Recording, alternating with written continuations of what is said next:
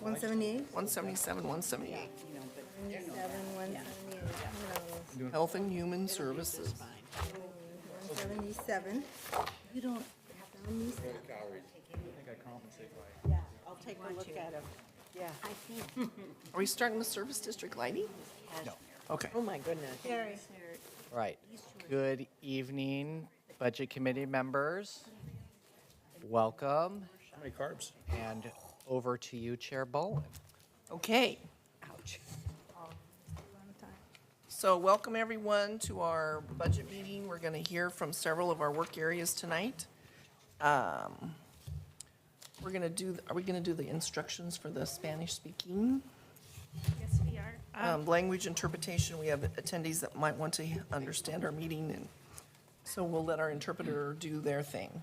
Thank you, Chair Bolin. Clerk Moss, could you please present the slides?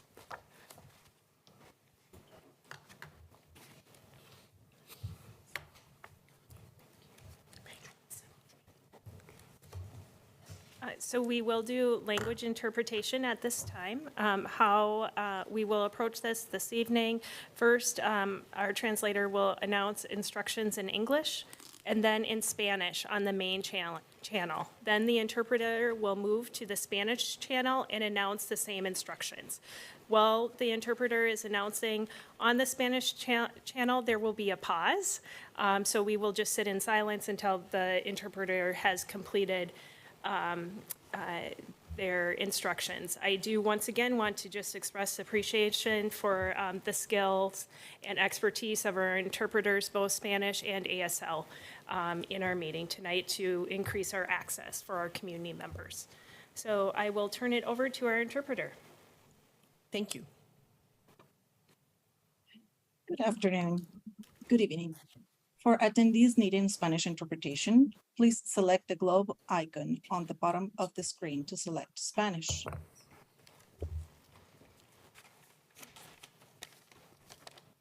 Para las participantes que necesiten interpretación en español, seleccionen el icono del globo terráqueo en la parte inferior de la pantalla y seleccionen español. Para aquellas personas que deseen accesar el documento escrito, visiten la página web washingtoncounty.gov Priorities para continuar con instrucciones. Gracias.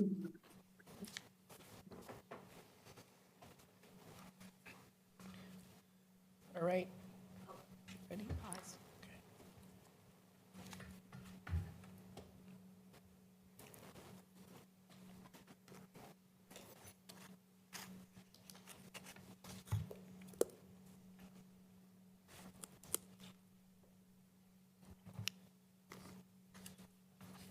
Pretty good.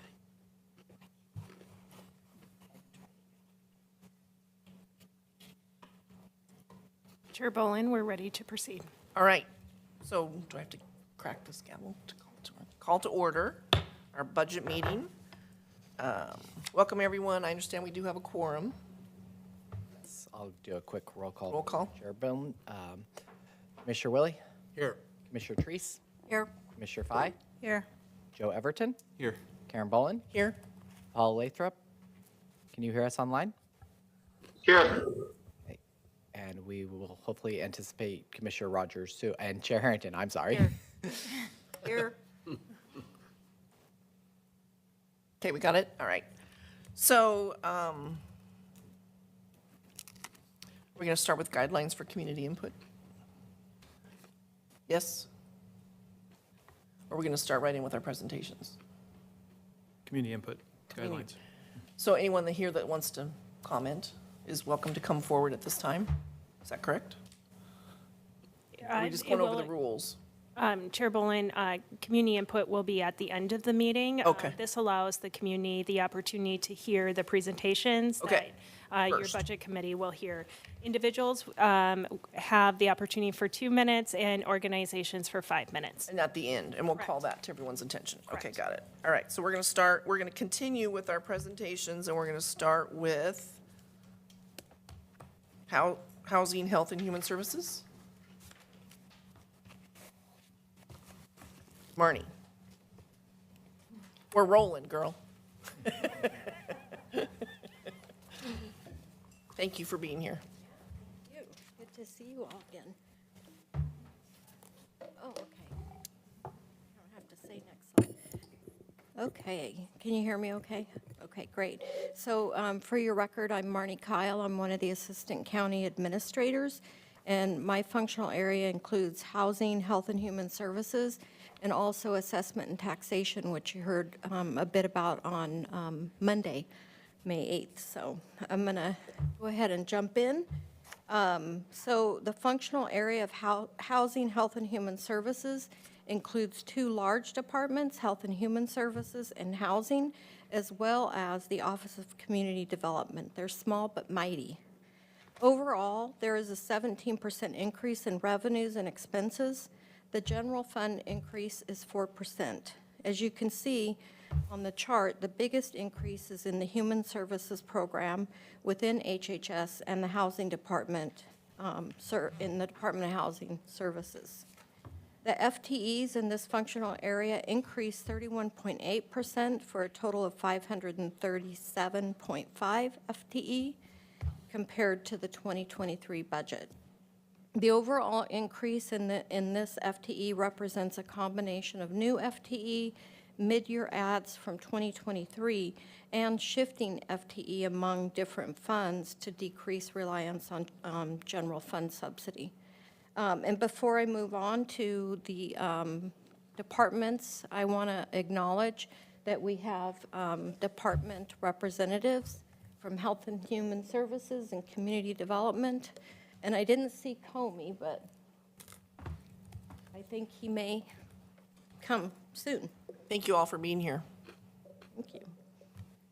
All right. Last time I was online, we were clapping, so.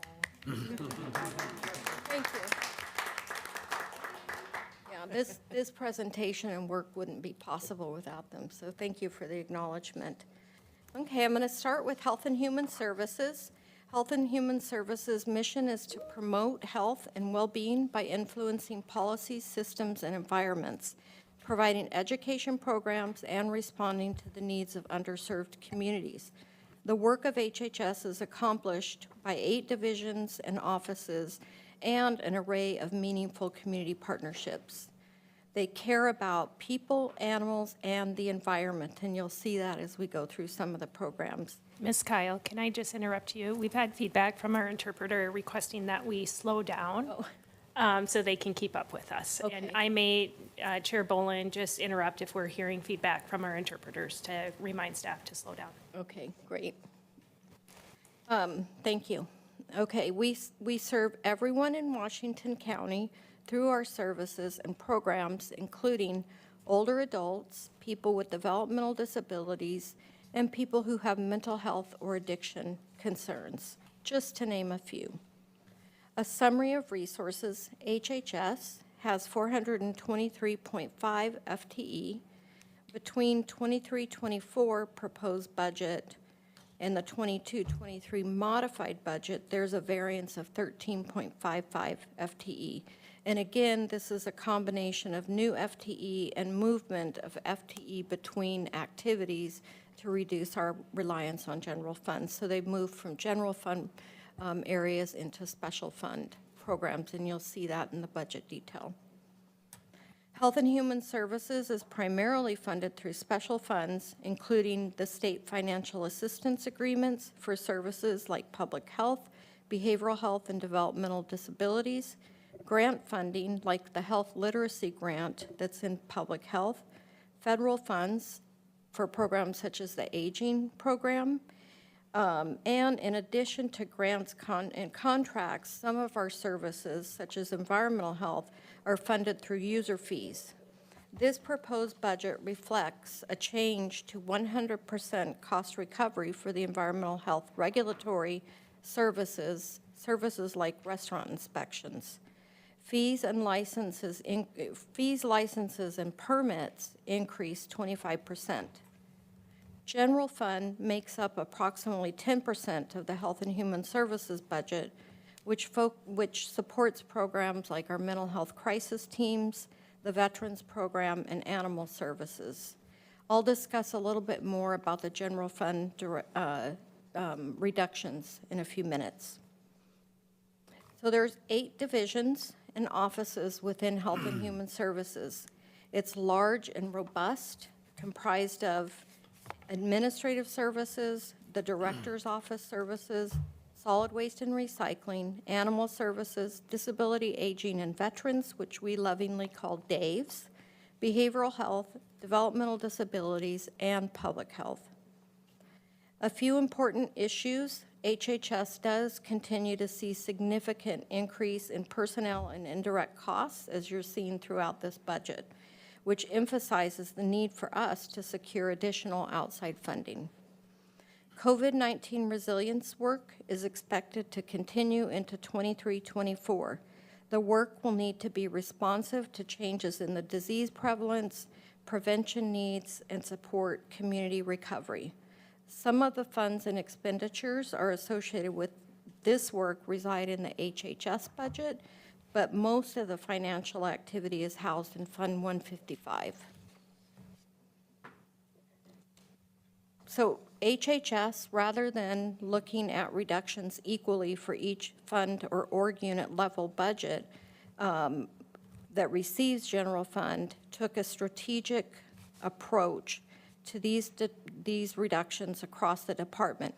In doing so, we were able to apply targeted universalism approach to ensure reduction scenarios aligned with our priorities as a department in a county, including reducing inequities and, to the extent possible, that the reductions would not be harmful to staff or community.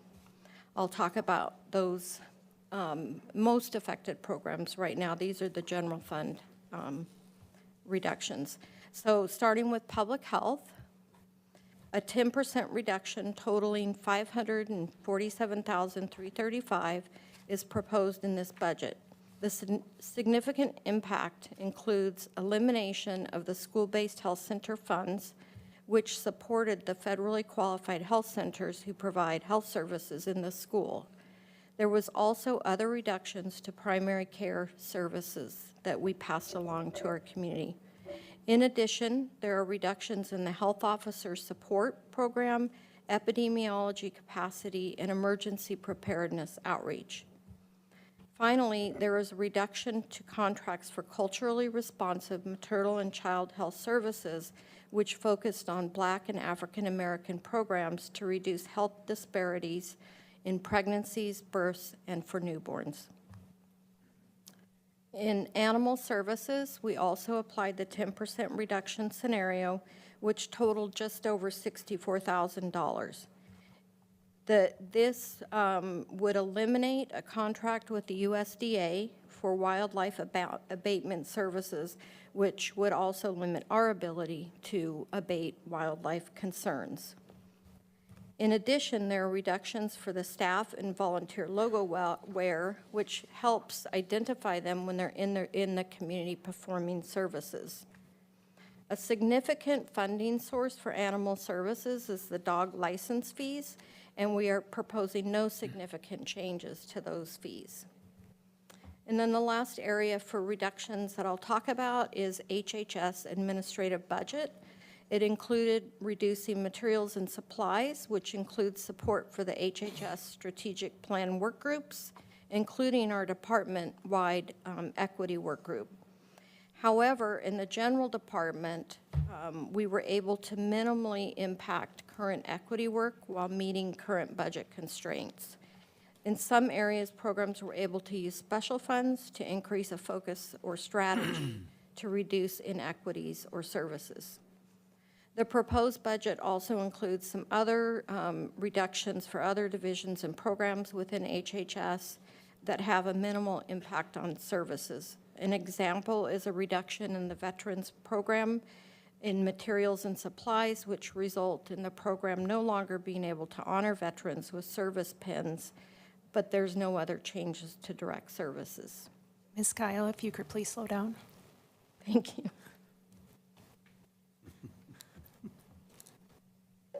Okay, next I want to highlight some programs within HHS that it's important to know about as you go into your deliberations regarding the budget.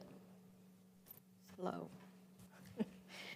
For over 30 years, the State Medical Examiner's Office has been fulfilling local statutory medical examiner duties for Washington County. On February 13th, 2023, we were informed that the state medical examiners will stop providing these services as of July 1st, 2023. Part of these services include a physician signing death certificates. Washington County will now need to provide medical certification and signature on 400 to 500 cases and death certificates per year. For a physician functioning as a local medical examiner to sign these death certificates, the medical records, death investigation report, and all the other relevant documents to the investigation must be prepared and presented with a proposed manner and cause of death. All of this information is entered into a vital statistics registry as the official death certificate record.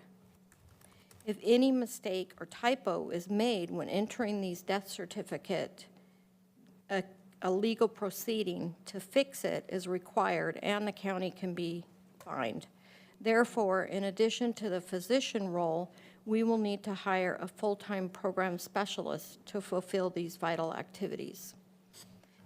In addition to the staffing needs, the State Medical Examiner's Office capacity for decedent storage continues to be limited. So the county needs to identify options for decedent storage, and these also will have a fiscal impact to the county. We will need to increase our health officer FTE or contract with a private physician, as well as staff to support this intensive legal process and decedent storage.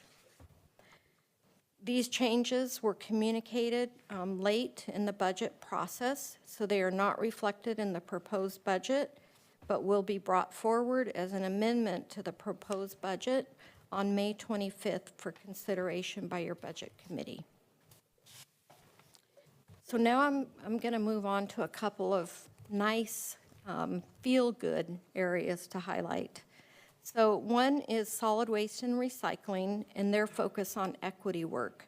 Solid Waste and Recycling Division has taken steps to continue advancing equity, diversity, and inclusion in the work that we do every day, in alignment with the Department of Health and Human Services and the county's strategic direction to reduce disparities across the community. Solid Waste and Recycling developed an employee-led equity work group. They drafted a work plan and an equity lens tool, which was used to develop their strategic plan. And the strategic plan fully embeds the equity, diversity, and inclusion values. Some recent efforts that they have managed is development of that first division strategic plan, embedding the equity values and activities, building values and activities into equitable representation into the Garbage and Recycling Advisory Committee, proposing rules and regulations that incorporate EDI practices into garbage and recycling collection service delivery, and implementing a more equitable garbage and recycling collection rate that's responsive to the economic needs of our customers. And then I also wanted to provide an update on the Center for Addiction Treatment and Triage, or CAT. 3 years ago, Washington County Behavioral Health embarked on an initiative to increase access to substance use disorder treatment for our community members. This project was developed with extensive community engagement with over 230 people providing input. Nearly half of those individuals identified as having lived experience with substance use disorder. The project we call CAT will add culturally specific outpatient treatment, residential treatment, withdrawal management, sobering, peer drop-in services, and a variety of other co-located support services, such as an on-site pharmacy and access to supportive housing needs. It will add 86 inpatient beds and many other outpatient services. We are partnering, as you see, with supportive housing services to ensure that our community members with housing instability can be connected to resources and services available through that system. The estimated capital cost for the 2 campus service sites is $60,631,230. To date, the program has secured $51,703,897, which leaves a capital gap of just under $9 million. The program is confident we will be able to secure funds to cover this capital gap. Operating costs for the services will be funded through Medicaid, grants, and other insurance sources. We do not anticipate needing county general funds. The division has worked with finance to create a separate program in Fund 192 that you may notice. This supports the financial activities toward development of the CAT. The division will transfer funds from 207 to the appropriate reporting category in 192 when costs are incurred to ensure that the costs toward CAT development are allocated correctly. Is that slow better? Okay, got a thumbs up. You'd think I'd talk slow. I'm from the South, but I didn't want to be up here all night with you. Okay, so I'm going to move on now to the Office of Community Development. The Office of Community Development's mission is to support directly and indirectly people in vulnerable or marginalized communities and those with low incomes through services, facilities, affordable housing, and neighborhood revitalization projects. The budget presented this year is reflective of this mission through activities that cover housing rehabilitation, affordable home ownership, economic opportunities, and neighborhood revitalization in areas where the majority of residents have low and moderate incomes. Through these activities, county partners with our nonprofit community and city departments. We partner with nonprofit, community-based organization and city partners to ensure all parts of the county are served. The staff at the Office of Community Development are passionate and dedicated about working with community to lift people out of poverty. Much of the work is accomplished in partnership with a consortium of city CDBG community development block grant partners by funding and supporting local community-based organizations and managing vendors to assure clean, affordable, energy-efficient, and healthy, safe homes are available. The major programs within the office are, start with the Community Development Block Grant, Fund 164. The Office of Community Development manages this program on behalf of the urban county and its 10-city CDBG consortium members. The funds are used in the development of viable urban communities, decent housing, and suitable living environment, and expanding economic opportunity for people with low to moderate income. The Rental Assistance Program within Fund 164, the Office of Community Development administers the Emergency Solutions Grant Program, which provides support like outreach, shelter operations, prevention, and rehousing assistance for homeless and at risk of homeless households. The Office of Community Development is prioritizing emergency rent assistance with the use of these emergency solution grant funds. These, we call them ESG or Emergency Solution Grant Funds, are matched with county supportive housing services funds to increase impact. $611,582 is available through June of '25 in the ESG grant. Family Promise of Tualatin Valley was selected through a competitive process as the recipient of those funds. The office is also administering the contract with Community Action for the $3.8 million that Supportive Housing Services is funding to provide rent assistance through June of '23.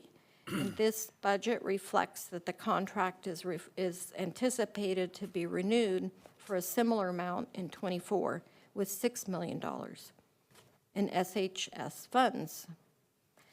Community Action is the recipient of these funds, and they are prioritizing households facing eviction, partnering with many organizations like Adelante Mujeres, Center for African Immigrants and Refugee Organization, or CAIRO, Immigrant and Refugee Community Organization, IRCO, the Muslim Educational Trust, Somali American Council of Oregon, and the Oregon Law Center.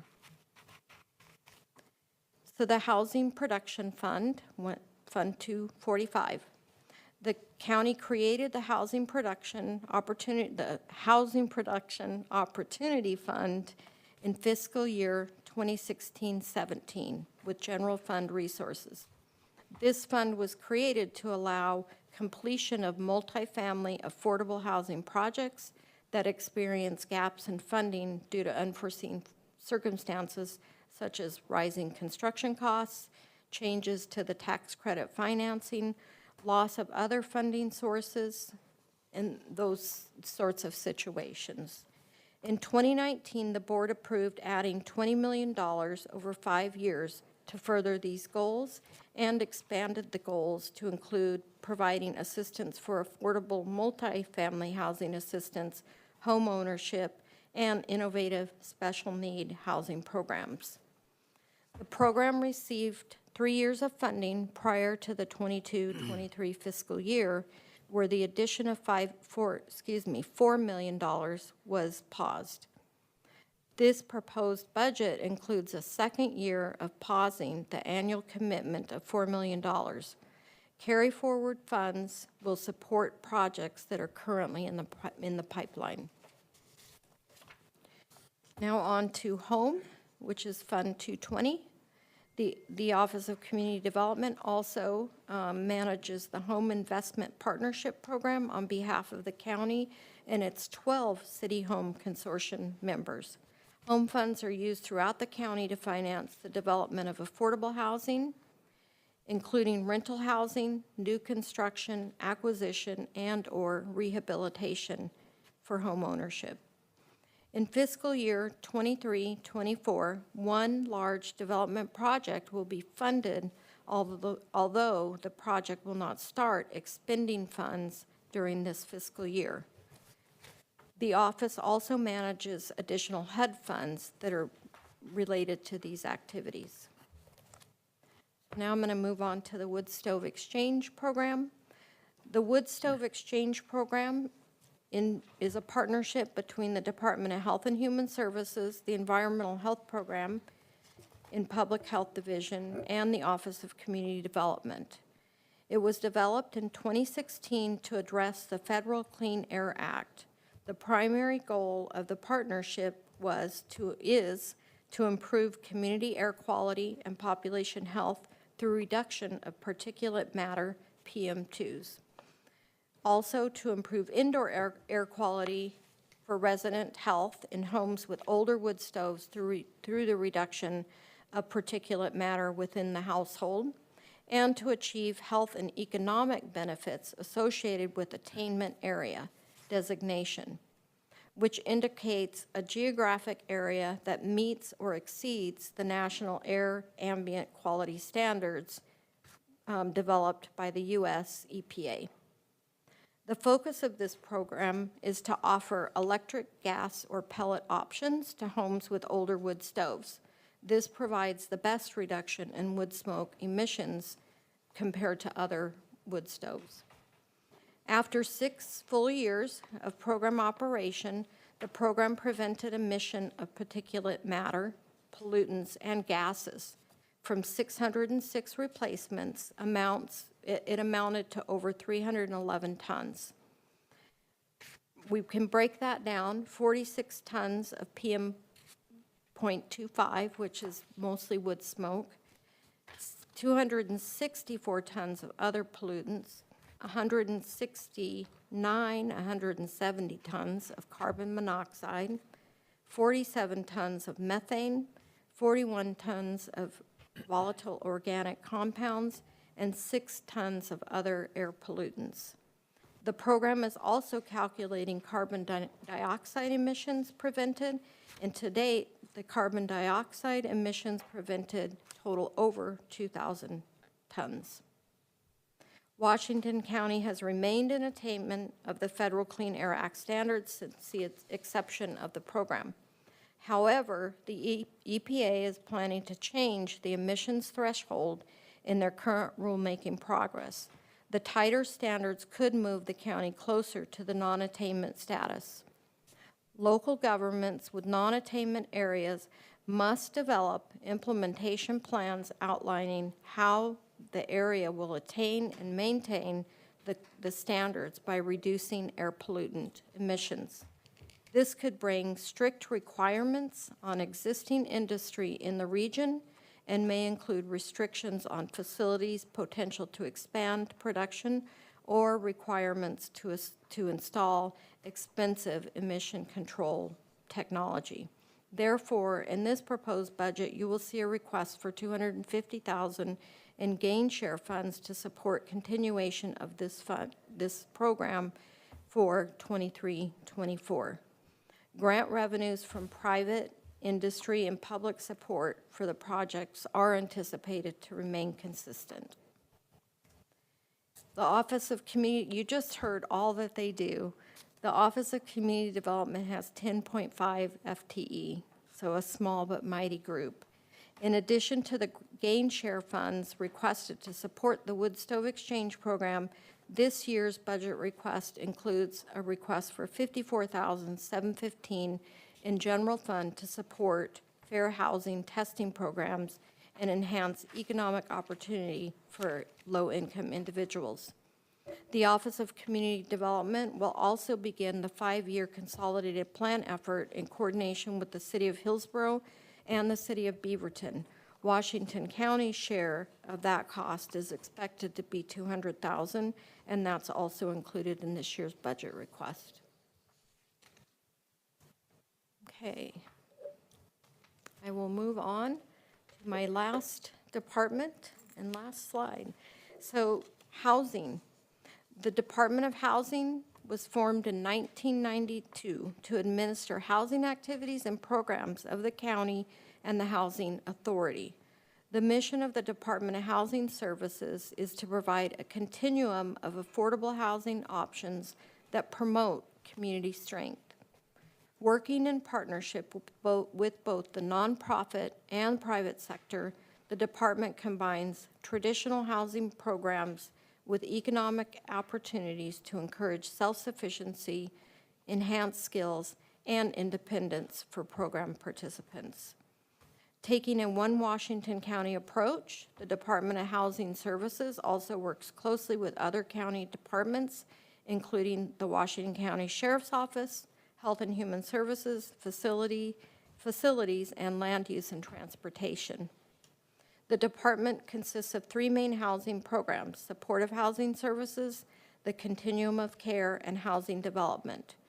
In addition, the Housing Authority is within the department. However, the Housing Authority budget is approved through the Housing Authority Board of Directors, and therefore I will not be presenting on their budget proposal this evening. The Board of Commissioners has identified housing and homelessness as a board priority. Overall, there is a decrease in revenue within the Washington County Housing Department.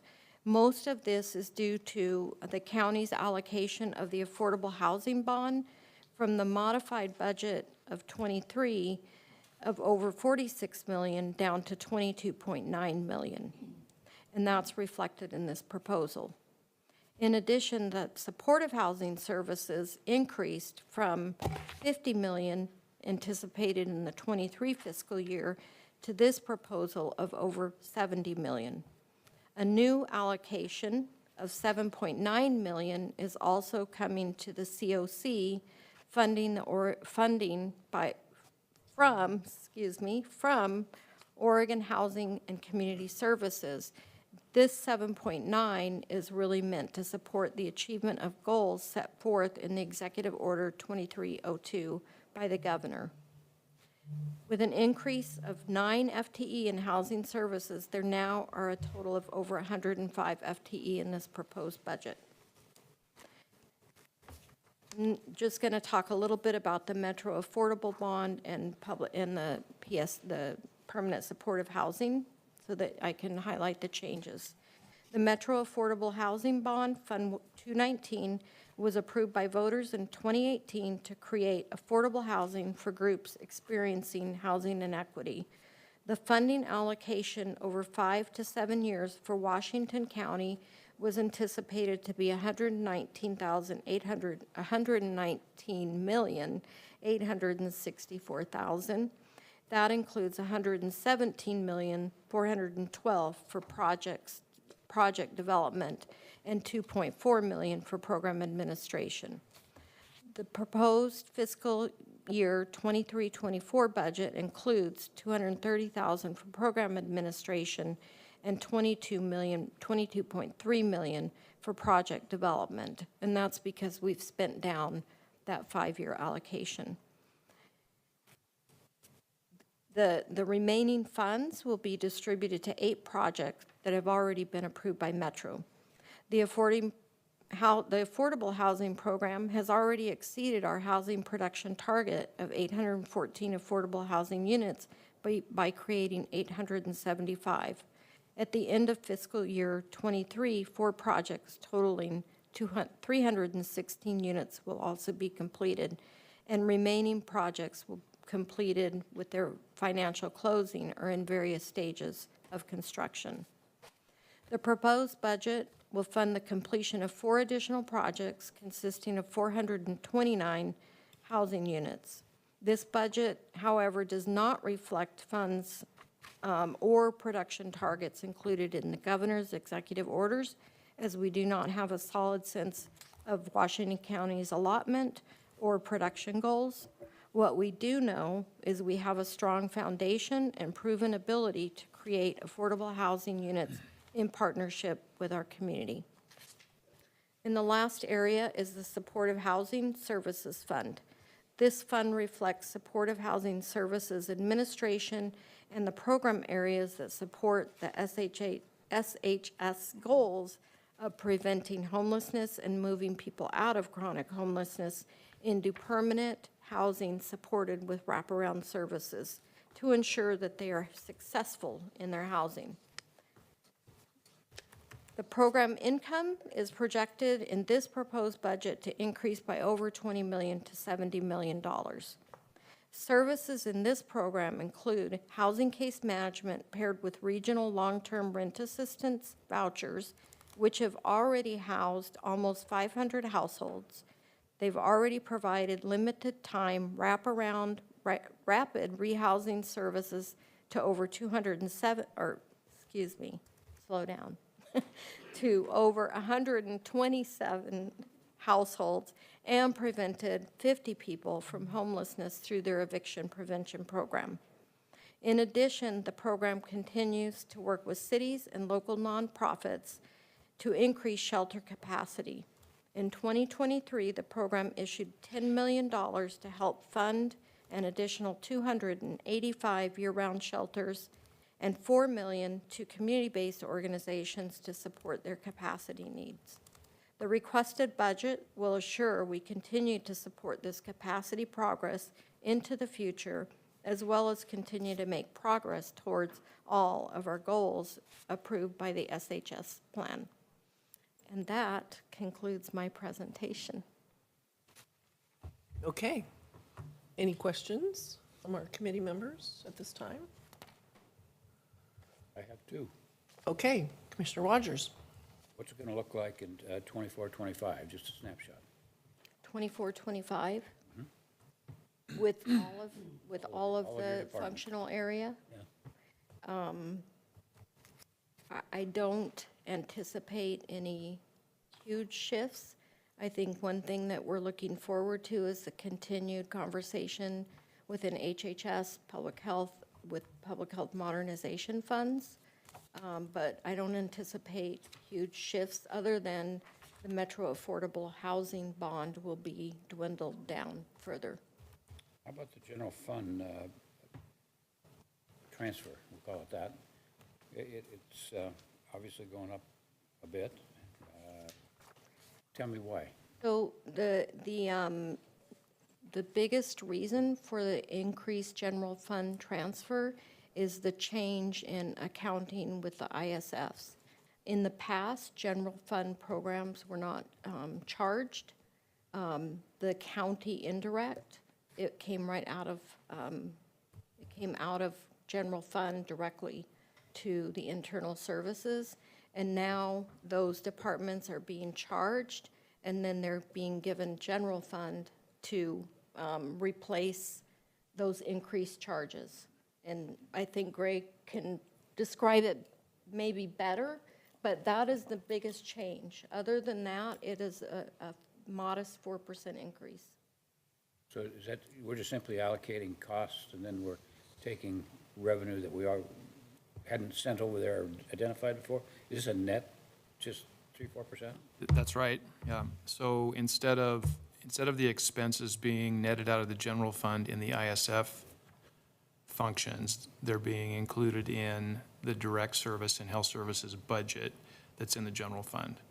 So the net to the general fund is the same, it's just the expenses are now going to show up in these direct service departments like health services to fully cost their program.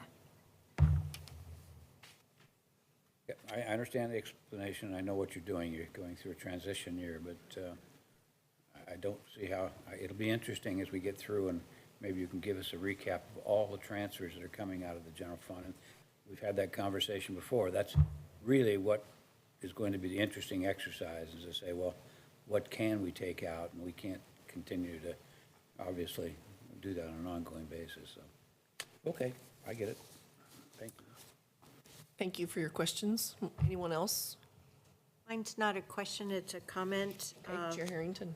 I had documented my questions prior to having the opportunity to read all the department presentations, but I want to thank you for also bringing to life several things that I had in my questions. So yay, answered.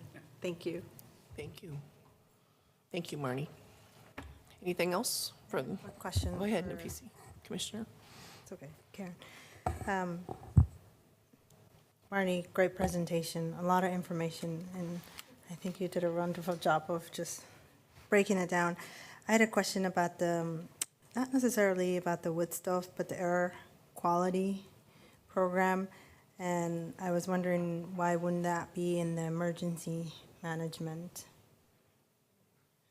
It's a great question. Thank you, Commissioner Fye. So in the very beginning, the program started in public health because it was an air quality health issue. And then we were approached by You don't remember all of a sudden, Nina's name? Nina DeConcini, Right. yes. I'm like, all of a sudden I was drawing a blank. That was giving us a heads up about we were very close to non-attainment. And so as we looked at the best way to address that, after some research, it was wood stove replacement, because when you look at the data, it's almost all wood stove smoke, and then diesel emissions is second. So when we thought about a wood stove replacement program, public health really hadn't been in that business.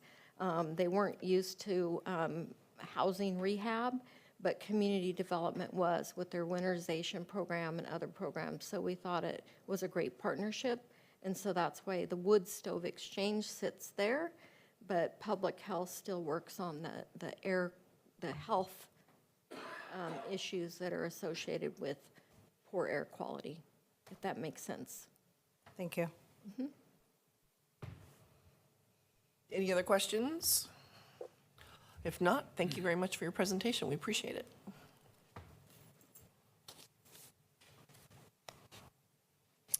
So next, we have Miss Rachel to tell us about culture, education, and recreation.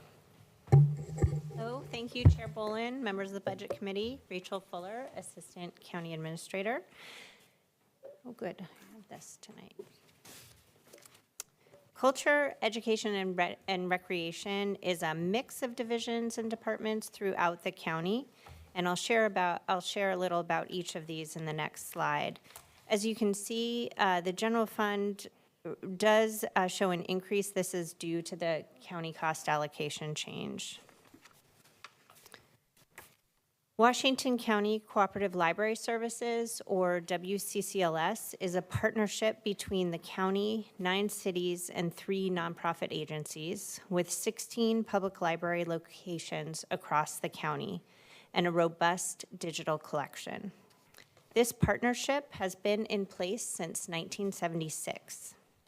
WCCLS provides operational funding to libraries, as well as centralized infrastructure and support services to create a unified countywide library system. WCCLS also directly operates the West Slope Community Library. Approximately 58% of the funding for WCCLS comes from a transfer from the general fund, and 42% comes from a local option levy that was approved by voters in May 2020 and expires. Could you say that percentage again? I didn't catch them all. 58% 58 is general fund transfer to the library. to WCCLS, yes, and 42% from the local option levy. When you say, sorry to interrupt, but I think it's an important point, that transfer is not part of the levy that you're talking about. You're talking about additional funds on top of that? Correct. So there is a transfer from the general fund for WCCLS, and that is then dispersed to support WCCLS and libraries. And 42% comes from the local option levy.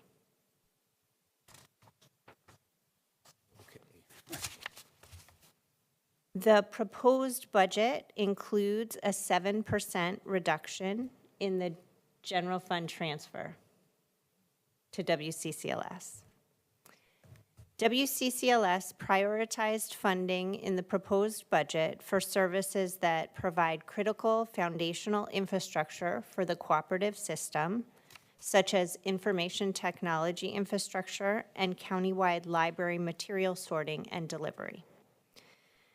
They prioritized funding that would have a countywide impact on core library service delivery, such as integrated library system software and public interface for the catalog.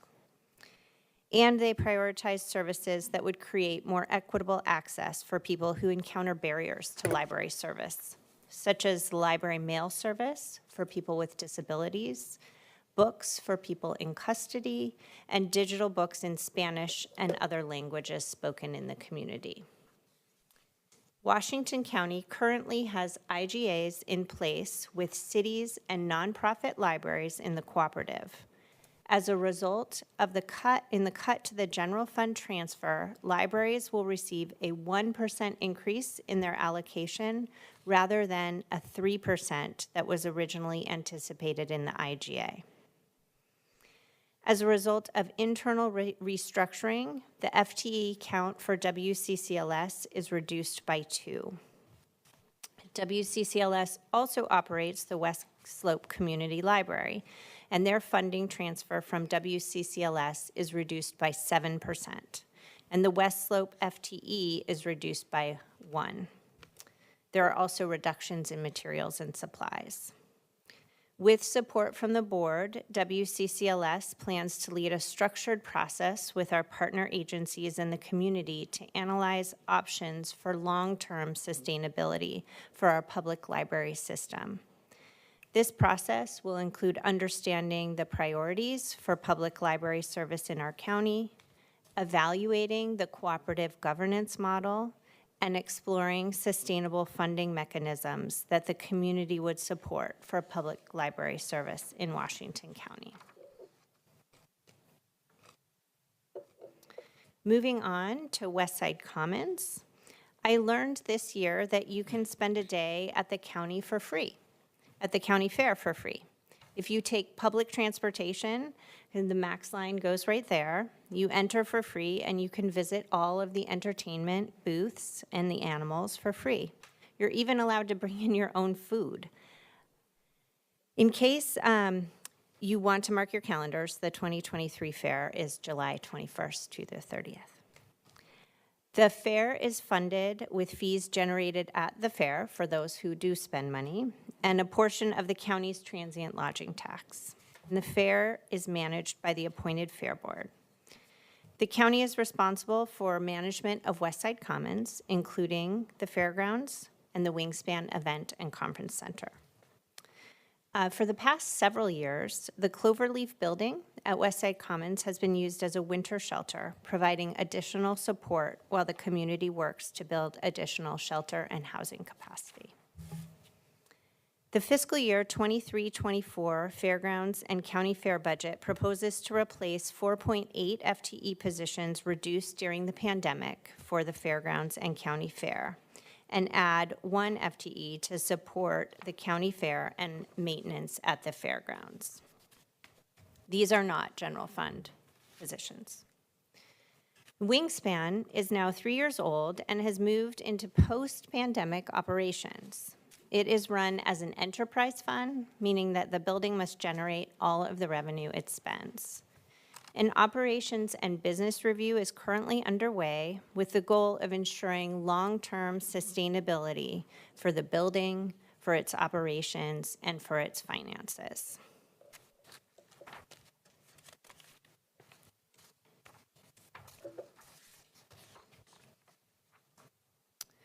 Washington County manages more than 2,500 acres of parkland year-round. Most of this is management of Scoggins Valley Park, which receives nearly 1 million visitors each year. The proposed budget is a reduction of 4%, primarily impacting maintenance and supplies, including general supplies used for cleaning restrooms and maintaining trails and recreation areas. Extension services. Washington County provides general funds to Oregon State University and Washington County Extension Services.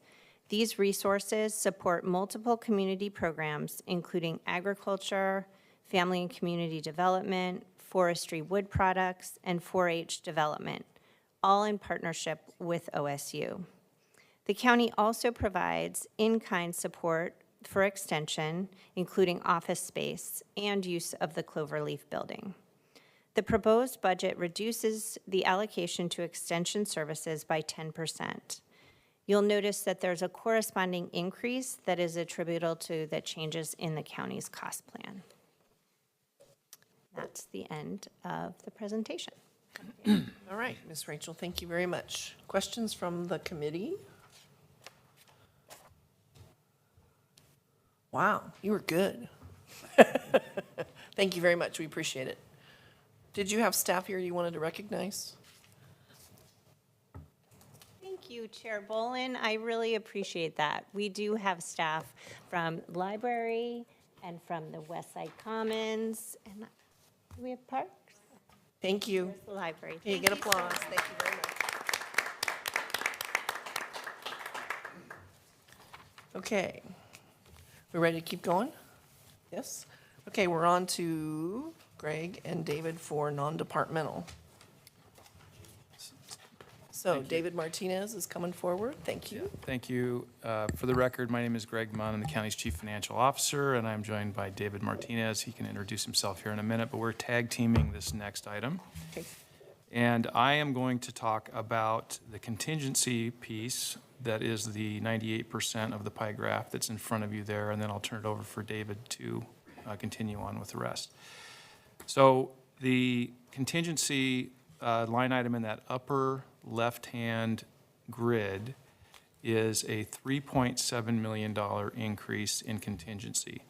That is referring only to the general fund contingency. But to provide a little more context, if you drop to the grid below that, you can also see the general fund portion of the contingency along with 2 other line items. So I want to be able to explain that, how those relate together. We've talked about it in the past, but I want to tie that together. So the increase in the general fund contingency, the $3.7 million, is based on the county's current fund balance policy and maintains a 15% fund balance in the general fund. And our current policy is a target of a minimum of 15% to 20%.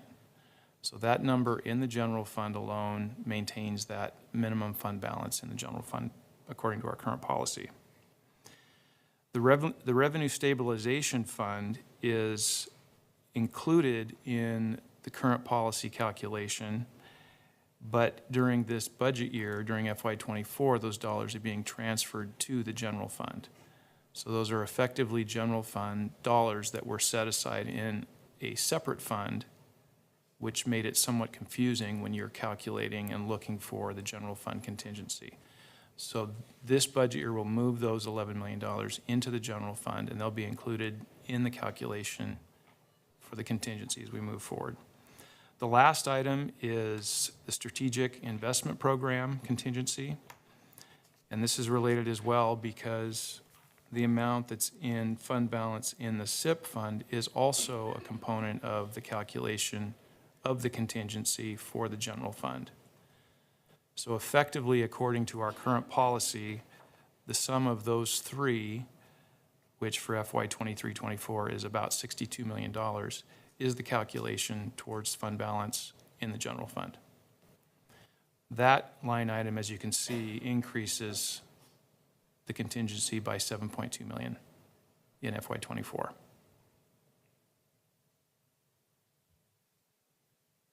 And I'll transition to Mr. Martinez. Thank you. Again, my name is David Martinez, and I'm one of the Assistant County Administrators.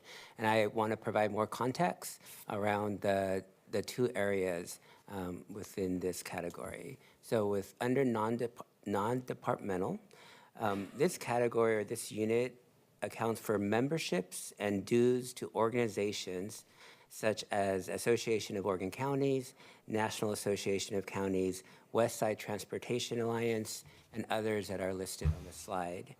The proposed budget maintains the same amount for these membership dues. This area also includes contributions to other organizations under the discretion of the Board of County Commissioners. These are referred to as Board of County Commissioner allocations that are allocated to different community organizations. This proposed budget reduces or eliminates that category, which is about $100,000 in the proposed budget.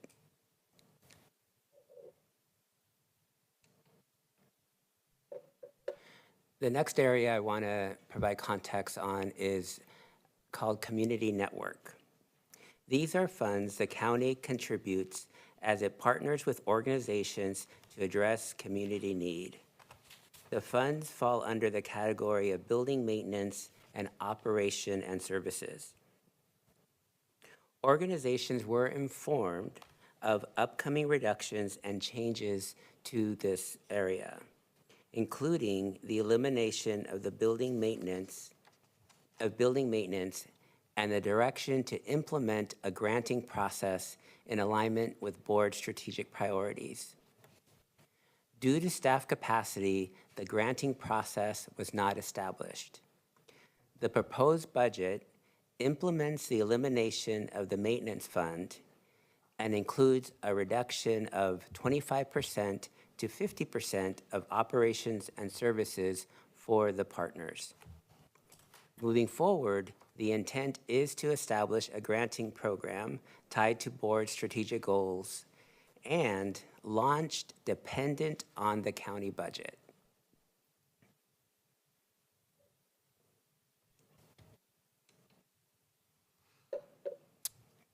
If you have any questions. So questions from the committee regarding either of these two components? I have a comment, but I think the chair, you had a proposed change. Are we taking those up at a different time? Correct. Okay. Couple of real quick comments then. Commissioner Roy. Yeah. In regard to the Board of Commissioners allocations, this committee will do what it wants. I don't like that removed. I think that was a hard-fought issue we had many years ago in regard to some SIP agreements, and I think it's modest and it should be maintained. So I'll make those comments every other meeting we have. In regard to any allocation to this community network or to other dues-paying? Roy, I'm having trouble hearing you. Okay, I'm sorry. In regard to the dues that we pay to any organization, there is, and Greg, I apologize to you because I didn't look it up. I've just been too busy to look it up. But there is some amount of case involvement about one jurisdiction taxing and then giving it to another organization unless there's a nexus of services being provided. And so I asked Greg and talked to Greg, and I didn't follow up, and I told him I would, Attorney General opinion at one time. I'm trying to understand, in my mind, whether some of these, and I'm looking at your community network particularly, what's the nexus between what county residents receive and what our allocations are? And so I'm having a problem, and I'm only saying this because I'll raise it again, because if you can't find a nexus, then it's not legal. And so that's my concern. I guess the one comment I'd make, and just to make sure, Commissioner Rogers, I'm tracking, that in regards to the memberships and dues, that piece, that's the non-departmental area. So those are the membership dues to the Association of Counties and so forth. I think what you're referring to is under the community network, just to make sure I'm. Yeah, no, even under the dues, there has to be a nexus that we get something for it. Let's pick on the Oregon counties. We're getting something. We're getting establishment of some benefit, and so there just has to be some establishment of a benefit. It's not hard to do. It's just that you have to find it. And when we get into the community network, as you say, and I'm just raising it because looking at them and I see you've cut a number of things, and there's some proposals to cut some more, which I understand. I'm trying to understand what public benefit that is, and if you have that, then I think you ought to provide it. And if not, I think you got not a legal transaction. This isn't the first time I've raised it, maybe with you, but I've done it in other budgets in other years. So, yeah. Just for context, in terms of the community network and the agencies that fall under that, or the partners, there are historical relationships that have set them up.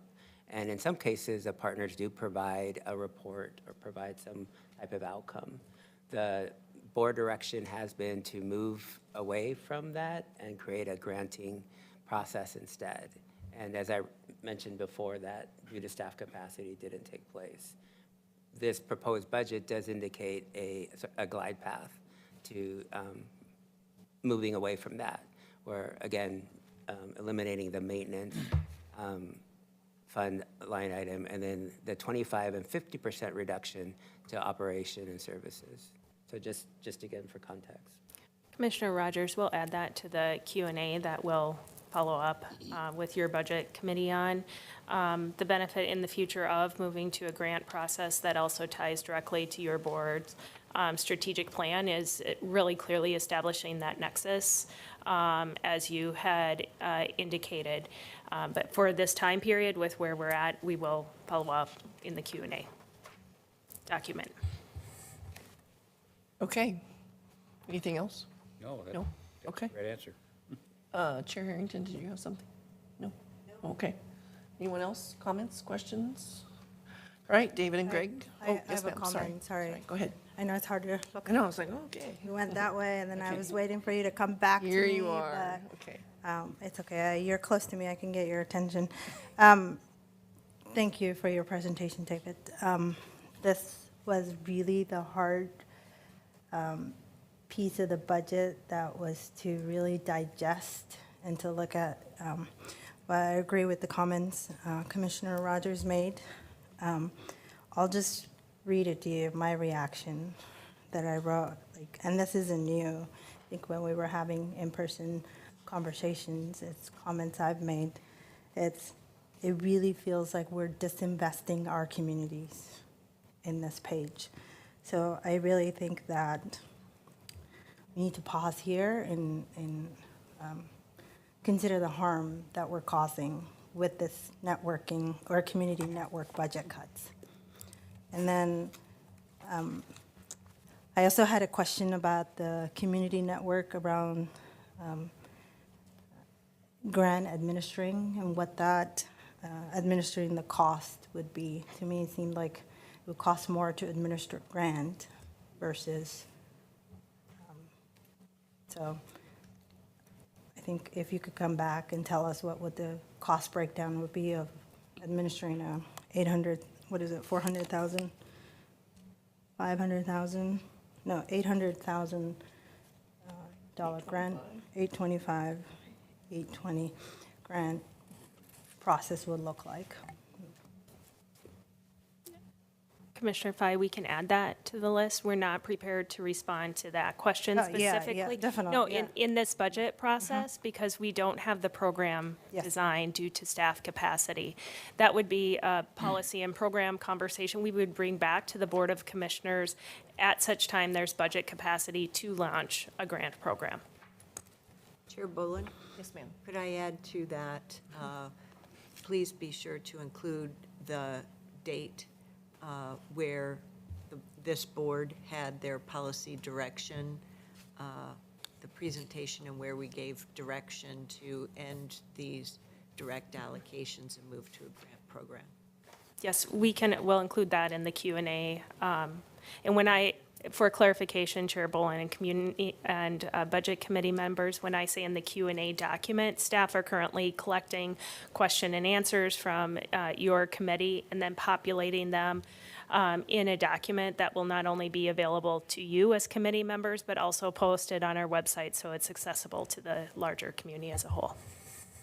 And it's questions with the answer, right? Okay. Absolutely. Okay, good. Good to hear. All right, so we're moving forward. David, do you want to stay there? You're coming up again. So Greg, you're going to talk to us about capital improvement. Now we're joining, No, we have Ms. more. Fuller is Miss joining. Rachel's coming back. yeah, Okay. bringing in the heavy. Team party now. We got 3. Bring Here we in go. reinforcements. Okay, so, Rachel Fuller. so this portion of the presentation, we're going to transition from talking about the operating side of the budget, the day-to-day side of the budget, to talk about capital, and probably a good way to do that is to talk about our efforts in developing a capital improvement program, a CIP. And we've talked about this before, and many of you know this, but expenditures in the capital budget differ from ongoing routine operating expenditures in that they are one-time in nature, generally higher in cost, and last for several years. A roof replacement or an air conditioning unit replacement or vehicle replacement are all good examples. They're relatively expensive, but last for 15 to 20 years or longer.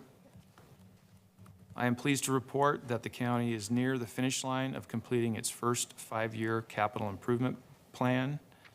A CIP is a standard tool for understanding, planning, and funding capital needs in a community.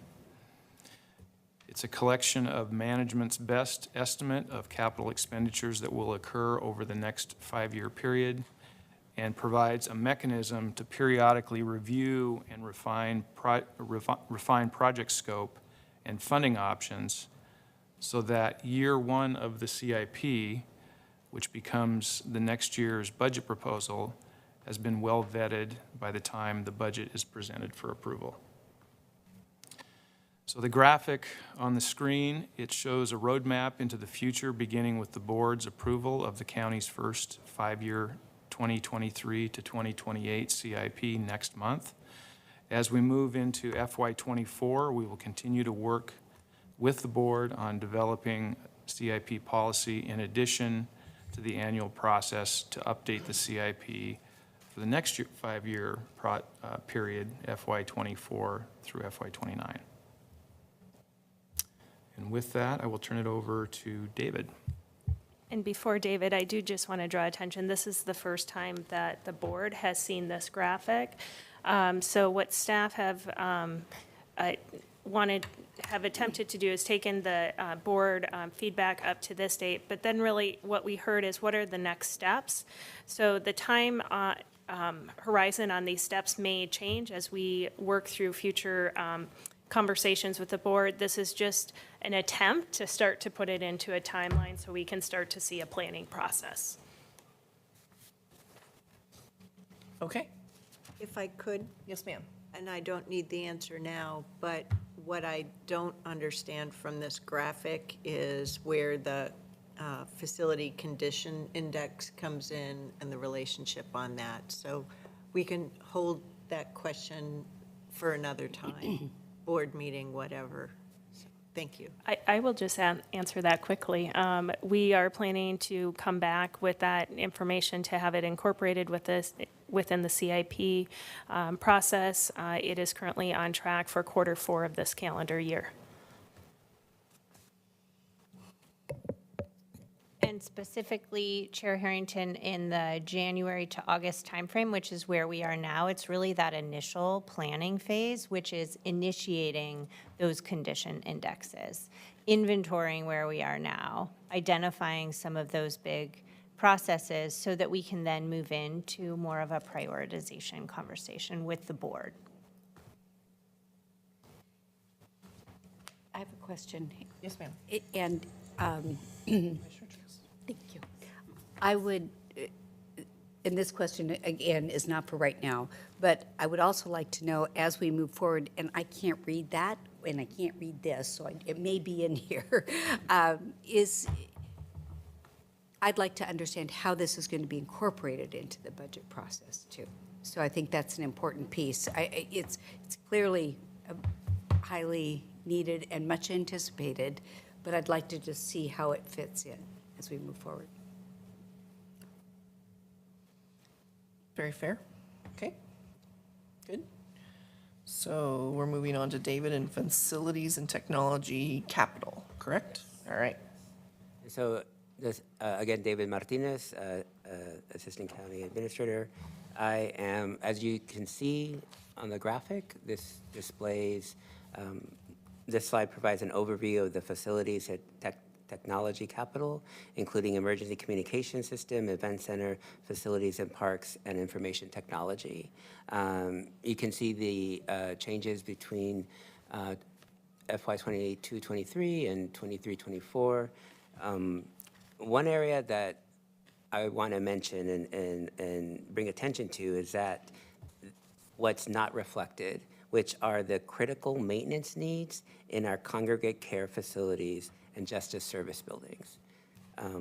The board became aware of these needs last October, and on April 18th, approved approximately $24 million in ARPA funds to pay for a portion of these critical needs.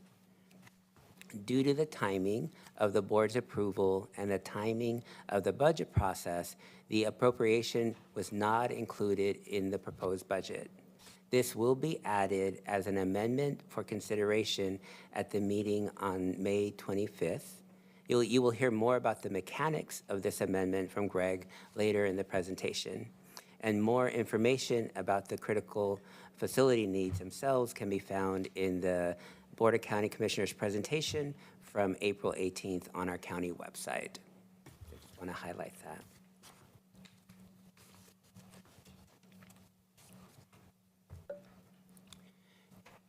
On the next slide, I will speak more about the ERP project and the strategic approach the county is taking, as well as additional ITS capital work. In regards to the facilities capital projects, as was mentioned just a little bit ago, we're currently in the facilities condition index is currently underway and will be utilized to identify and prioritize existing and future needs. For building equipment and replacement, there are projects identified across various county locations. They range from Service Center East, Courthouse, Public Services Building, parking structure, and so on. Tenant improvements to improve work efficiency and effectiveness are proposed, and these are in the areas in areas including assessment and taxation, land use and transportation, community corrections, jails, district attorney, Washington County Cooperative, library services. And then in regards to landscape, parking lot, landscape replacement, and irrigation repair is planned for multiple lots, as well as courthouse sidewalk repairs.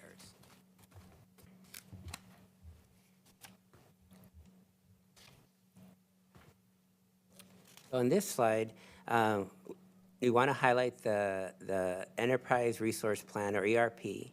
As you can see from the slide graphic, an enterprise resource planning system, ERP, connects critical business processes, people, and technologies to enable effective organization-wide decisions. The county's current ERP infrastructure operates on a framework that was the state-of-the-art when implemented over 2 decades ago.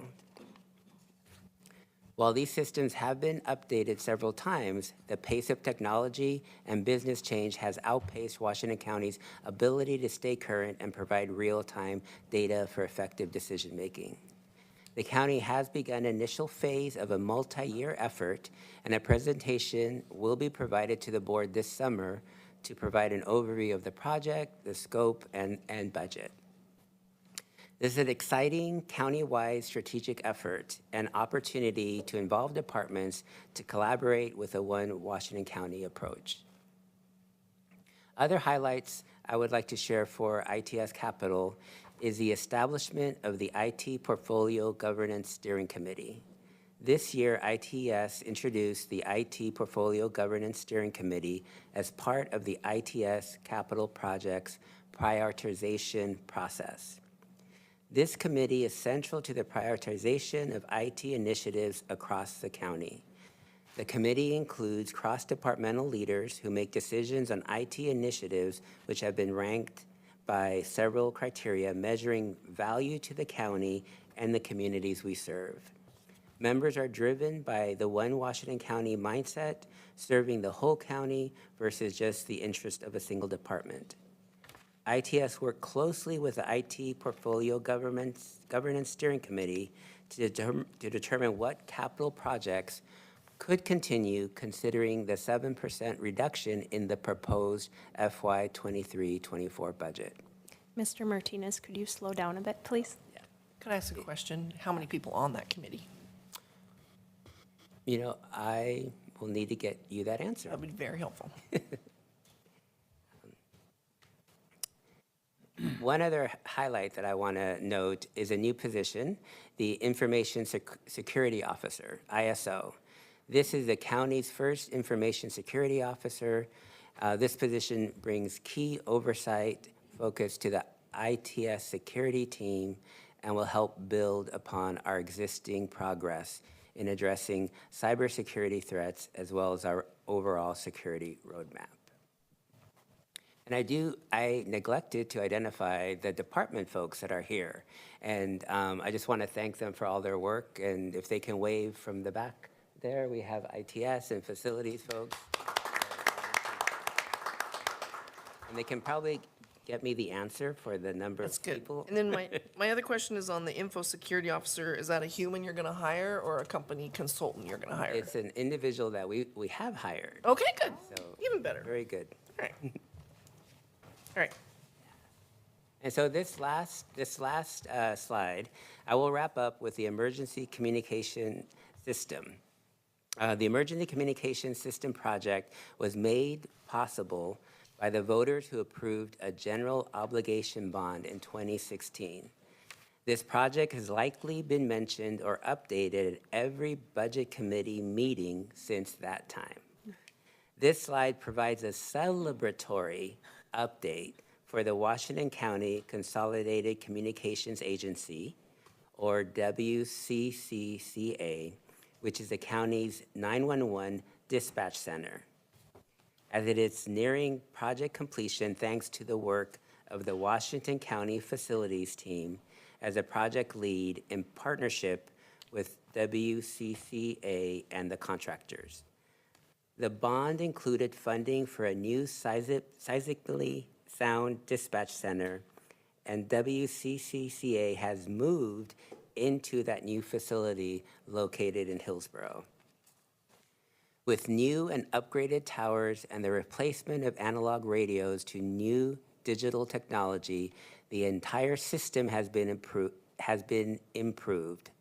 The project should complete this next fiscal year. Any money left? Or did you spend it all? You spent it all, probably. I will have to get you that answer. Chair Bolin, we will successfully close out the bond. Okay, good. You're gonna spend it all, of course. Yes.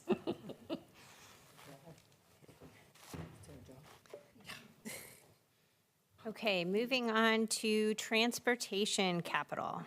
The fiscal year 23-24 transportation capital budget was developed using current practice.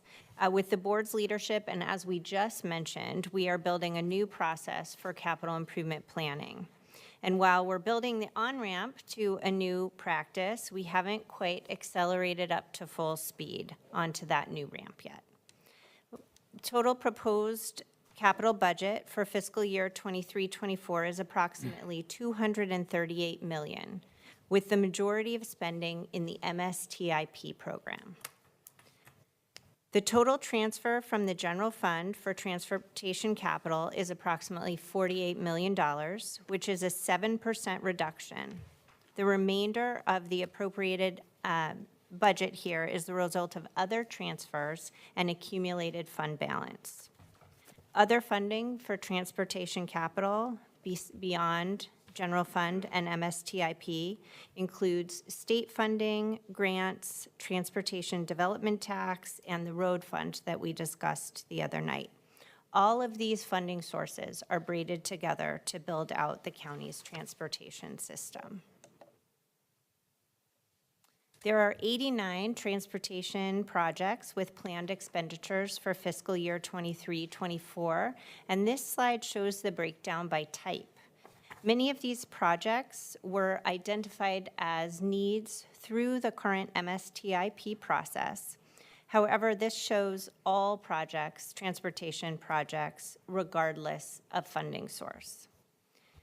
Nearly all projects include ADA ramps, bicycle and pedestrian improvements, and the 28 projects noted on this slide as ADA ramps and bicycles are standalone, meaning they don't have another significant road improvement associated with them. The pictured photo is, or the photo on the slide, is the Elwart Kruger Roads roundabout in Sherwood. This project is at the closeout stage and was funded with MSTIP, TDT, Transportation Development Tax, and funding from the Sherwood School District. Cost escalation continues at an unprecedented pace and in all of these projects and is affecting all types of construction projects, from our largest and most complex projects to sidewalk infill and our safe routes to school projects. As you all probably know, this isn't unique to Washington County, nor is it unique to transportation. For example, the Willamette Water Supply Program pipeline has doubled from the initial cost estimates. On this slide, you'll see all of the transportation capital funds, but as we mentioned, projects really happen as a result of braided funding, and the capital improvement plan will make that more clear. MSTIP is a capital program funded primarily through a general fund transfer. This is a collaborative process with cities and partners to identify transportation priorities that are brought to the Board of County Commissioners for approval. The fiscal year 23-24 budget includes a 7% reduction in the general fund transfer. And while this is significant, as I mentioned, the bigger challenge by far is cost escalation. In February, LUT staff estimated that the remaining MSTIP projects would cost approximately $70 million more to complete than initial planning cost estimates. With recent project bids coming in higher than expected, staff are revising these estimates and estimate that actuals will be even higher. Given the unprecedented cost escalation and the reduction in the general fund transfer, staff will work collaboratively with partners to rescope projects and/or delay projects. Staff are currently identifying projects that could be put in a parking lot so that projects that are underway or ready to go can be completed. Staff will be bringing recommendations to the board as part of the capital improvement plan implementation. Road capital, we discussed this briefly on night one. These projects are funded by a transfer from the road fund, and some highlights include nearly $1.5 million in ADA ramp projects throughout the county and nearly $3 million in pedestrian improvements. Finally, Transportation Development Tax is a fund that was established to provide a separate program to account for resources made available by the creation of a new tax on development. The TDT is collected from new development for use in building transportation system capacity. Cities administer TDT within cities, and the county administers for unincorporated areas only. There are no projects budgeted in this fund, but funds are committed and transferred to other funds. And again, they help pay for transportation improvements to accommodate growth caused by development. And that concludes our presentation. Okay. So questions from the committee on our facilities, technology, and capital improvements? I have one on the MSCIP program. Commissioner Rogers. And I know we all kind of come at this from different angles, and we're going to have different positions, and that's fine. And this is more to Greg. What is our operating costs for MSCIP in terms of our overhead, if you will, to administer the program? And why wouldn't that be delineated or laid out very clearly, instead of saying we're cutting programs, which is very volatile? Why aren't we saying something about recovering costs of operating, managing, and detailing those kinds of items? Is there a reason that we didn't go there? I'm not sure. I don't have an answer for that, but that's something we could certainly look into and come back with a more specific answer. Well, I'll just say that real quickly, it might be a good way to approach things. People look at, you call them cuts, I call them overhead allocations. You've done that in other funds, and I think that's much more palatable and understandable. So you might think about it. Thank you. Okay. Do we need a break? We need a 10-minute break? I feel like we need a 10-minute break. 5 minutes didn't work last time, so let's do 10. And so we're almost at 6, so let's come back at 6:10, and that gives us 12 minutes. So break till 6:12, all right? Sorry about your eye. Did you get something in? We good? I just called Keeping it up? baby, but I Having fun? Yeah. I love it. So everybody else quit? I like to complain. Like I still, If I have, Is that the complaint? oh, if I have any, one that was gonna nominate you? Or did nominate you for vice chair? Yeah. yeah, my eye is twitching. So, like, Paul's on is there, that though. I don't something I see. need to worry? Yeah, he's only on the white. It's an early sign of Alzheimer's. Or I guess he is, Paul. You had me going there until you said those big words. He's online. So Paul's online. Yeah. No, Yeah, it, it's just, it's so annoying. It's like, I already ate some. It was great. I compliment you. I already ate it. I'm going to eat another one.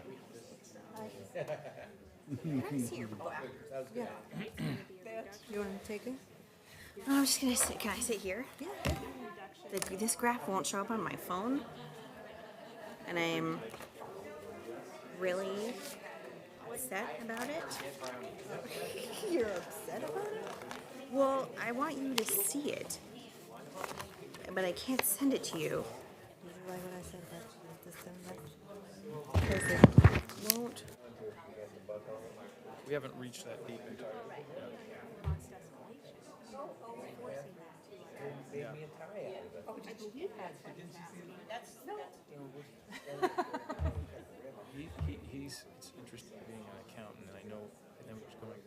hard to believe is actually asking.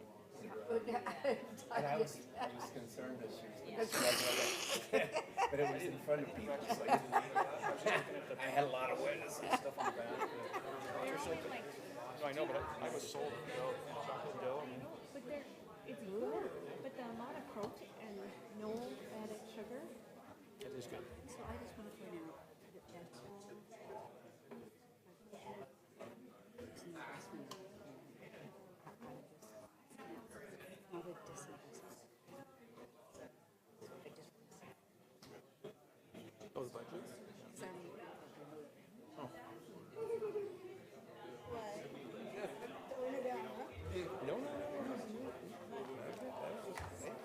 You know, we could have a phone call. When we get over here before you and Jerry capitalize on it. All right? So I want to make sure. Not tomorrow, though. Hey, Joe, how are you?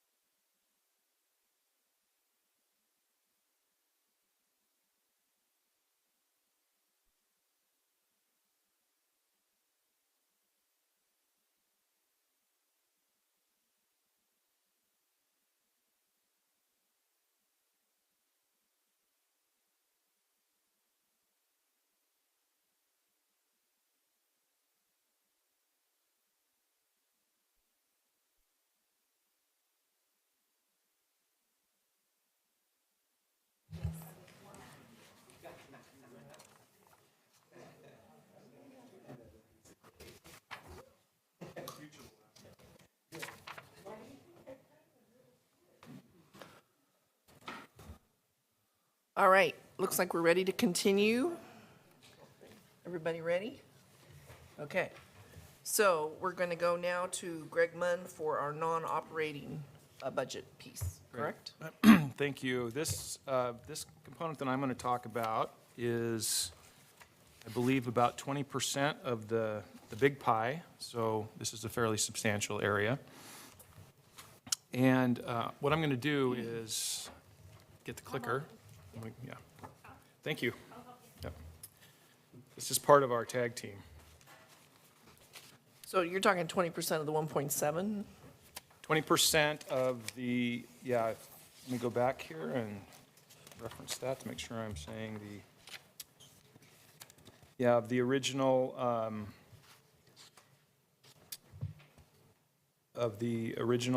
breakdown of the functional areas, it's 20%, yep. We talked about part of it last week, and then this is the second part of that, so 20%. So I'll speak to each of the line items here that are in the grid to the left in the next two slides, but I wanted to address just the overall change year over year. And the first line item, debt service, is decreasing by $4 million between last year to this year due to funding being held in funds that actually make the payments, being held in those funds for future payments. It's being used to make the payment. One more time, would you repeat that, please? Yeah, it's going down by $4 million due to funding that's being held in those funds for future payments, but it's being used to make the payments each year and does not represent a reduction in our debt service payments. These funds have been funded by sources of dollars earlier in the cycle of the debt service. Okay. And then they've, for example, MISTIP. So we committed X amount of dollars from MISTIP for the first 5 years, or no, it was longer than that, it was 10 years, I believe. But then there was no more commitment to fund the debt service payments, but the debt service payments continue on for another 10 years beyond that. Okay. It just populates the account with enough cash. Got So, it. Okay. so I wanted to clarify that because it's a little bit misleading. So the decrease in the miscellaneous category, which is a 17% decrease, is mostly due to the change in the county's cost allocation plan. In FY23, this current budget year, the charges for indirect costs would be collected in Fund 222, that's the fund I'm talking about, and then distributed to funds providing indirect services. This will change in FY24. Fiscal activity for each internal service function will be reflected in that function's fund. So it's part of the accounting method changing from funneling those costs through one single fund to having separate internal service funds in the FY24 budget. And then the last line item, the replacement/reserve fund, is increasing by 13%.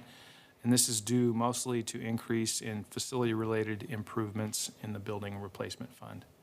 Just want to give you a general overall picture of the changes in those three areas. I'll go to the next slide and talk a little bit more in detail. So the two pieces on this side are debt service and insurance. I'll start with the debt service, and the graph displays the county's debt payment schedule over the next 12 years. I wanted to be able to show you easily where the county's debt service was committed and how much longer it was committed. So this was an easy way to do that. The bars in blue represent the general obligation debt that was approved by voters in 2016 to fund the emergency communication system. David mentioned that earlier as he was talking about the celebratory note on the 911 system. The bonds are paid off in 12 years in 2035. The debt is funded by property taxes that were approved by the voters. The bars in orange are full faith and credit bonds that were sold in 2016 to fund the Wingspan Event Center, MISTIP projects, and various facility projects. The debt is funded by general fund, gain share, lodging tax, and MISTIP dollars from the general fund. The series of bonds is paid off in 9 years. I'll just point out, we'll have to catch up with this slide later since it wasn't part of our packet. Sure. The miscellaneous debt is shown in gray, and they're refinancings of earlier 2006 debt that funded some MISTIP projects, the Walnut Warehouse, Murray Place, ITS projects, purchase of the public service building, and parking lot projects. The debt is funded by the general fund and road fund. The insurance category funds a variety of county insurance programs.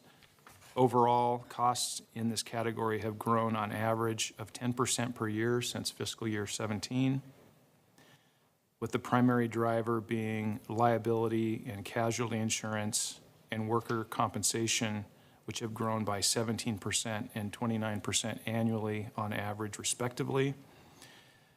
Although medical insurance, the largest expenditure in this category, has grown at an annual average rate of 8% over the last 7 years.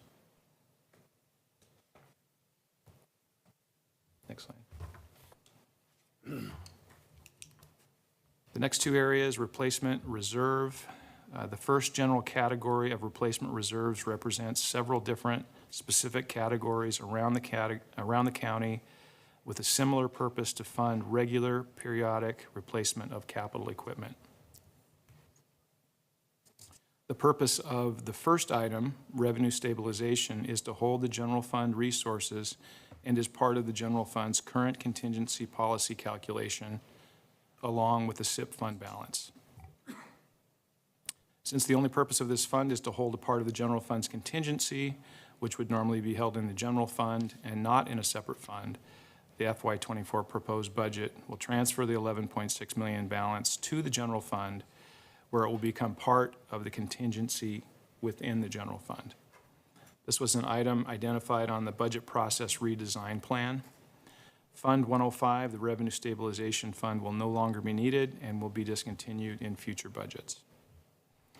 The Animal Services Gifts and Donations Fund accounts for contributions from private donors to support operations and capital improvements of the Animal Services Program. Of the program's $2.6 million budget, approximately $1.8 million is in contingency.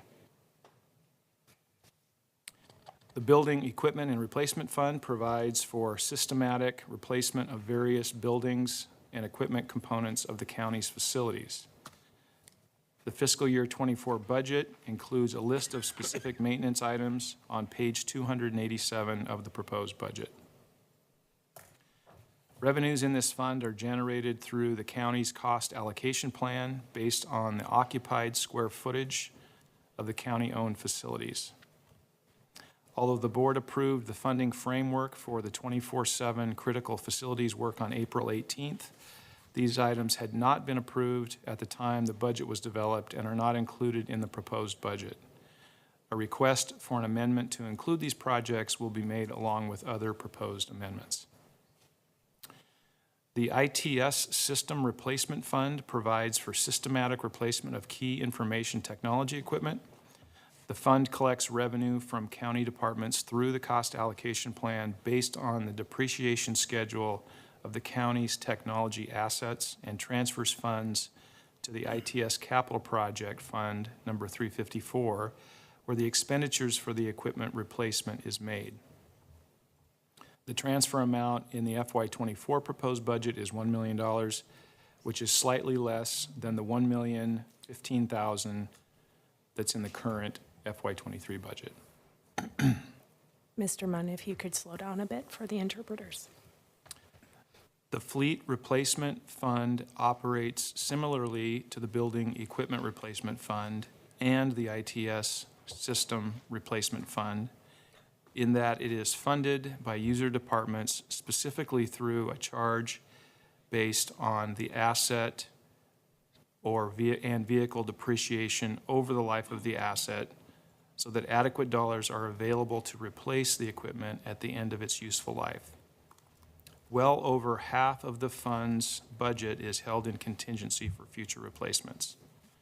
A complete list of this year's proposed budget vehicle replacements is listed on page 290 and 291 of the proposed budget document.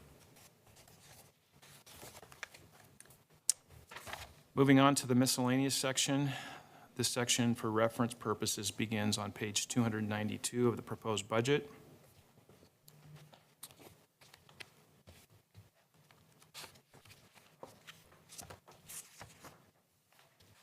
Transfers are made from the general fund to other county funds to pay for or partially pay for county services. A complete list of these transfers is on page 294. Of the total budgeted transfers, approximately 78%, or $72 million of the $93 million, represent the transfer of MISTIP and WCCLS funds. And that's reflected in the graphic, the first bar to the left. The orange component is MISTIP and WCCLS, and the blue component are other county operating departments. Proceeds from the state's shared video lottery program support projects, services, organizations, and staff that promote economic development in the county.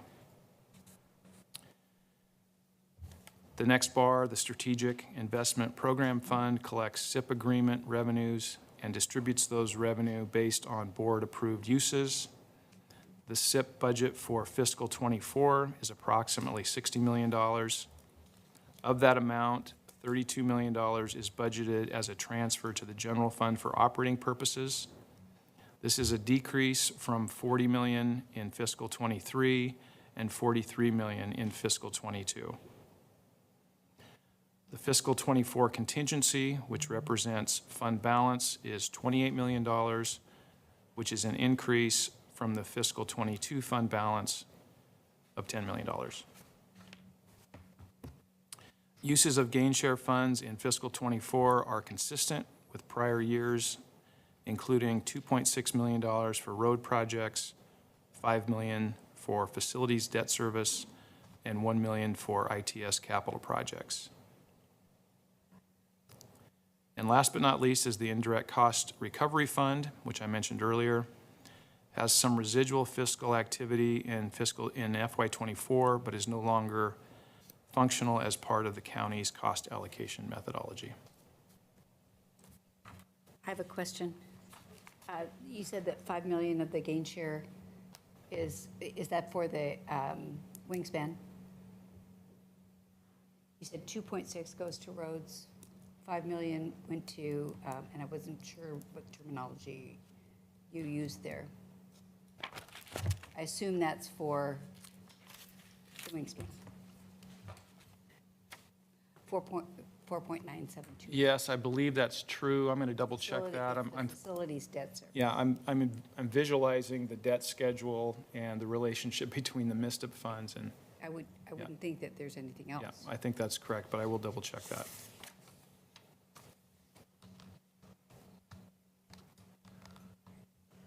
That concludes my presentation.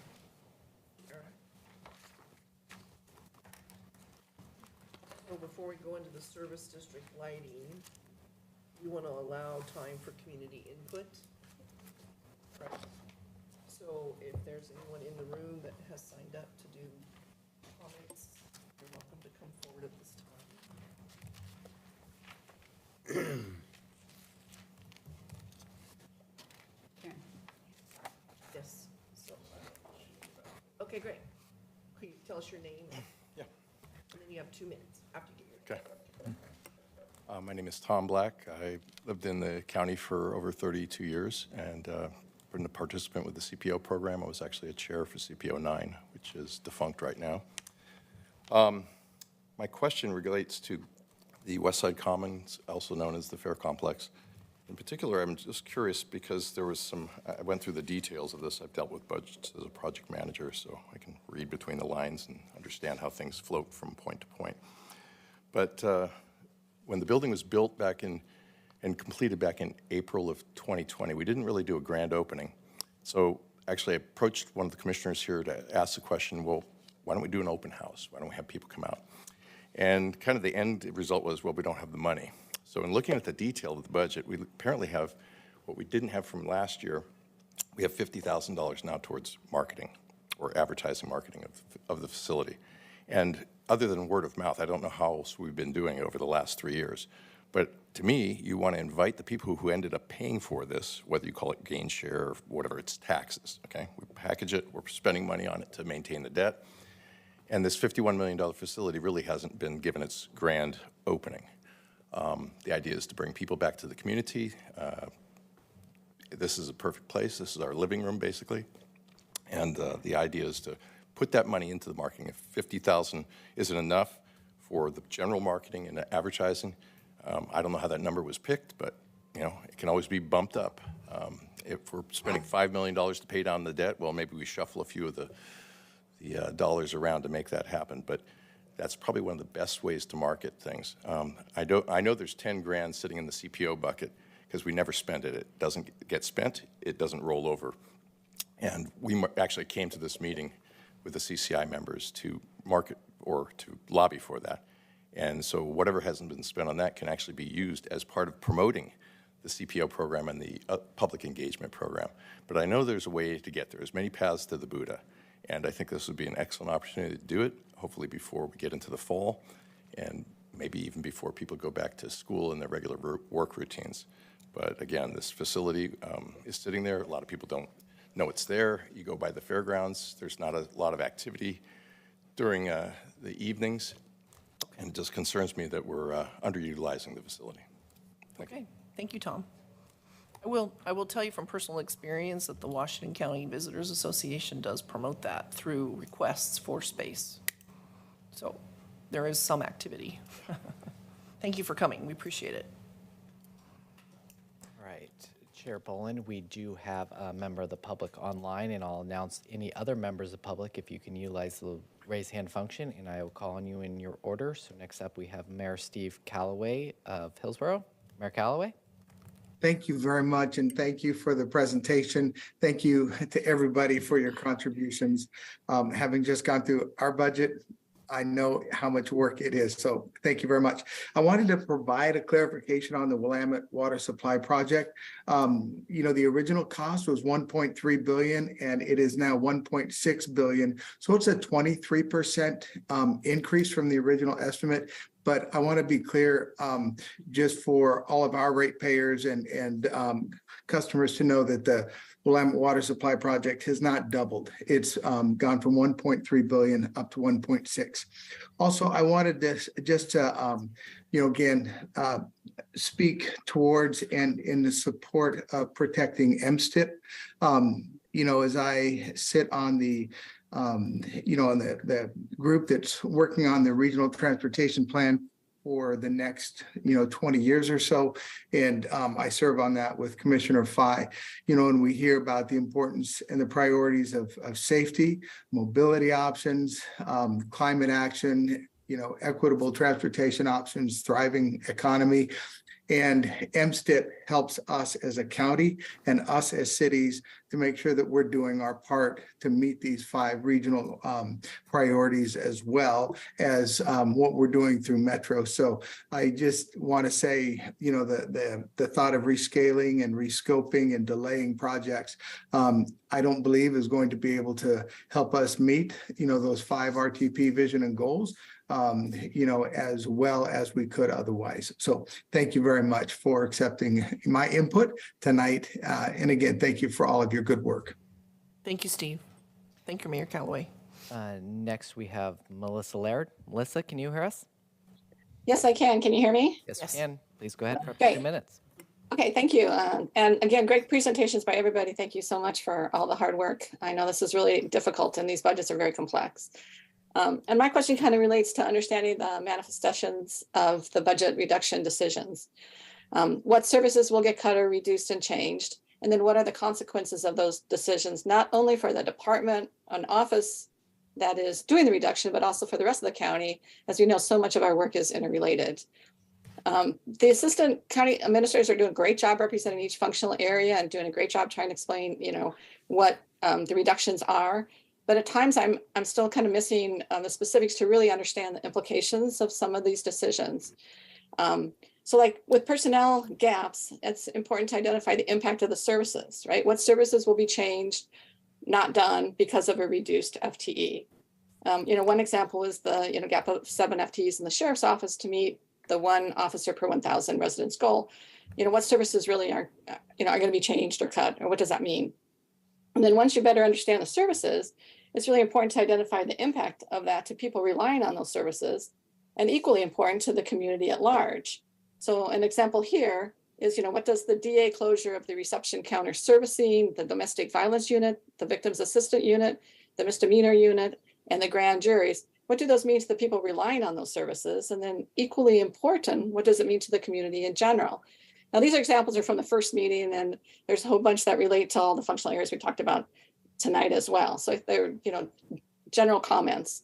Now, not now, but maybe later, could there be some conversation about, will there be guardrails or indicators or observations or some kind of other means to track the impact of these decisions so that real-time changes can be highlighted before any consequences become too dire? So we really, will there be ways to really understand, how the impact of these budget decisions and how they manifest in the community? So thanks so much for the time and the opportunity for me to present. Thank you, Melissa. We appreciate your comments. Next, Chair Boland, we have Mayor Frank Bubunik of Tualatin. Mayor. Good evening, all. As chair of the Washington County Coordinating Committee, I just want to circle back on the MSTIP money, similar to Mayor Callaway. My fear on having to rescope and delay projects is that in the past, all the Washington County cities have worked very cordially with each other and worked collegially to get projects on the MSTIP phases and get them funded. Now it might be a fight to save, to save projects within your city, that the cordiality will go away, because how are you going to equitably allocate dollars towards projects through your districts and through the cities so that one city isn't taking the brunt of budget cuts? So my fear is that that cordiality that we've had between each other, between the cities, might go out the window when we're having to trim back, rescope, and delay projects. So I want you to put that in your head and have you think about that the spirit of cooperation we've always had at the coordinating committee might get a little tense when projects have to be scoped or redone or totally dropped, and communities have been promised that, and they will see that it doesn't happen. Thank you. Thank you for your comments. All right, would anyone else like to comment at this time? Give you just one last moment to raise your hands.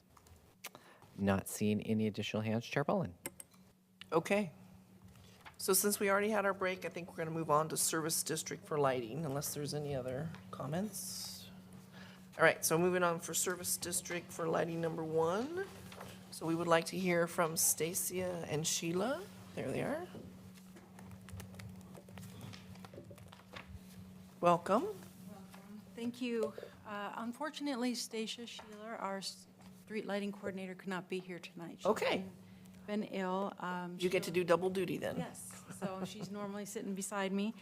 Sheila Giambroni, I am the Senior Administrative Manager for Land Use and Transportation. Pleased to be here tonight. Do you have the clicker? Do not. I do, sorry. I'm behind. Okay. And did you want to recognize your staff? you are. My staff? Did you want to recognize any of your supporters? Well, my supporters are my director. Okay. Thank you. All right, we just want to make sure we get everyone their opportunity. You're a mighty team of 2. Woo! I've got 2 division managers here too, so. Very nice. We're Very well represented. We're well represented. Okay, so we've got the map. It's a little hard to read, but on the map, so the orange areas are actually, kind of that orange-yellow is the SDL areas. And then the urban growth boundary is outlined in the darker gray, which is a little harder to read. Looks much better on my screen, sorry about that. And then the cities are in the lighter gray, which is kind of on that, on this, it's very, very faint. So it's, can you see it better there? Okay. So the service district for lighting, number one, commonly called SDL for short, is a service district that provides street lighting services for many of the streets in Washington County outside of the cities. Street lighting is required for new developments and can be provided in existing neighborhoods with majority support from benefited property owners. Individual SDL assessment areas are created in proportion to the cost of street lighting services across the benefited properties. SDL charges are assessed and collected through the annual property tax bill for all properties within an SDL assessment area. Department of Land Use and Transportation staff provide administrative support to the district. This includes helping the developers and community members establish new assessment areas, as well as funding for maintenance and power costs for the street lights themselves. And then property owners may also petition for street lighting and in existing neighborhoods, and we'll talk about that a little bit later in this slideshow. Next slide. Tried to put this in three different graphs this time because it's a little easier to see just the makeup of the district. There are nearly 13,000 streetlights in the district benefiting more than 48,000 properties. The energy and maintenance costs for lights within the district are paid for by the benefited property owners in conjunction with the annual property tax billing and collection process. We currently have almost 1,300 active SDL assessment areas. As you can see, that's about a 6% growth in the last 5 years. These are groups of properties that pay for the street lighting within a specific geographic area. Most of the areas pay approximately $20 to $30 per lot per year. When SDL assessment areas are formed, an initial cost and maximum cost per lot is determined by the board. The maximum cost is calculated at double the initial cost. Older assessment areas were not calculated using this formula. So if the projected cost of service is going to exceed the approved maximum amount at any point, affected property owners are notified by mail and a public hearing is set. This is required before the board can increase the cost above the previously established maximum assessment. New maximum assessment costs are set up at the time the board hearing, and we'll do that again this May and June. We'll come back to this board annually for that. The next slide shows kind of our revenues and expenditures. So the revenues being the green line, the expenditures being the blue, and then the contingency being that kind of yellow area. So you'll notice there's a little bit of a change this year with our revenues. So we're showing a 26% increase in revenues and a 13% increase in expenditures, that's including contingency. So the service district is subject to the property tax compression provisions by ballot measure 5.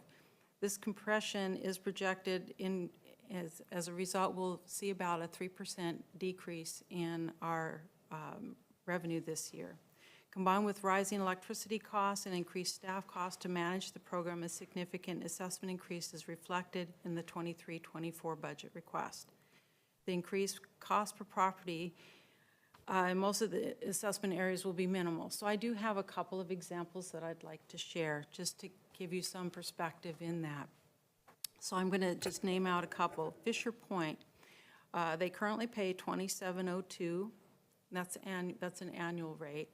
And the new rate will be $35.13. So the increase is approximately 68 cents per month and $8.11 per year. Another example is 94th and 95th Avenue. They currently pay $24.45, and the new rate will be $31.80. So again, 62 cents per month or $7.35 a year. So it sounds like a fairly significant increase, but when it comes down to the per lot, it's an annual increase is not very much. Chair Ballin, I have a question about this slide. Okay. I'm looking at this information here in the back packet versus what you presented here. The revenue matches the number you have, but the expenditure is a bit low. The expenditures and the contingency in your slide, if you add those two together. Together? Yeah, Okay. yeah. I wanted to specifically call out the contingency because that is the reflective of the yellow line there. And then you're adding the two together and then. And that was what you'll see in your What budget. I have it, sir. Are you on summary 326? Yeah, yeah, if you add it, but I was just looking at it differently. they You would- have it correct. Thank you. Thank you for asking. Yeah, I was like, oh, where's the? No, minute? I'm Where's the glad you numbers? asked, actually. That's really great. Okay, so the increase in expenditures reflects the staff cost to administer the program, payments to assessment and taxation for staff costs to process the assessments included in the property tax statements. And then IT has been helping us with building a new actual database that we use to track the assessment areas as well as to help calculate the rates annually. We hope that once the contingency fund is replenished with this upcoming rate increase, that we should kind of see that level off in the coming years. We need about a 4.5 to 5 months of contingency while we're waiting for the district assessments to come through with the property tax payments in mid-November. And then slide 4. And this is just a real brief update on the LED conversion project. I think we've been here a couple times with that. We're 90% complete, pretty excited about that. We've got about 600 more that will finish in the current calendar year of '23, and then the other half, about 620 or so in 2024. When did that project start? Oh, my goodness, I should have looked that up. It's been a couple years. We've been, I think, probably back in 2020. It might have been even 2019. Yeah. I think. Yeah, it might have been before 2019, 18, yes. It's been several years. But like I said, they're moving along. 11,527, that's a lot of conversions. So you kept working through COVID during Yes, on this they did. project, yeah. Well, Outside. PGE did, I will Oh, say. yes, yes, PGE yes, did. yes, thank you. But we will notice that even with the energy costs for the LED fixtures, we're seeing that savings and what have you, but as we continue to add new assessment areas and we realize the rate increases from PGE, we will start to see that, that leveling out and the increase in PGE bills has started to go up. 14%. And then the next slide. So we just wanted to spend a moment to celebrate. Basically, we did actually have one neighborhood-initiated project. It was brought to you earlier this year. We completed that project, and I apologize, I didn't get the slide corrected. That is actually Southwest 107th and Southwest Hawthorne Place. We completed that in 2023. And those are the pictures from that area. What we normally do in the area is put those on lighting poles.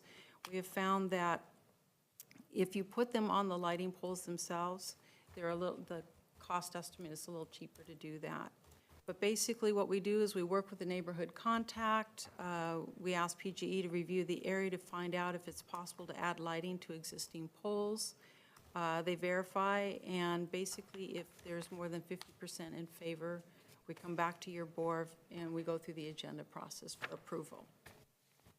And then on the right side of that is the area lights are sometimes a better choice if someone requests lighting but does not want to work through the neighbors to go through a big, long process.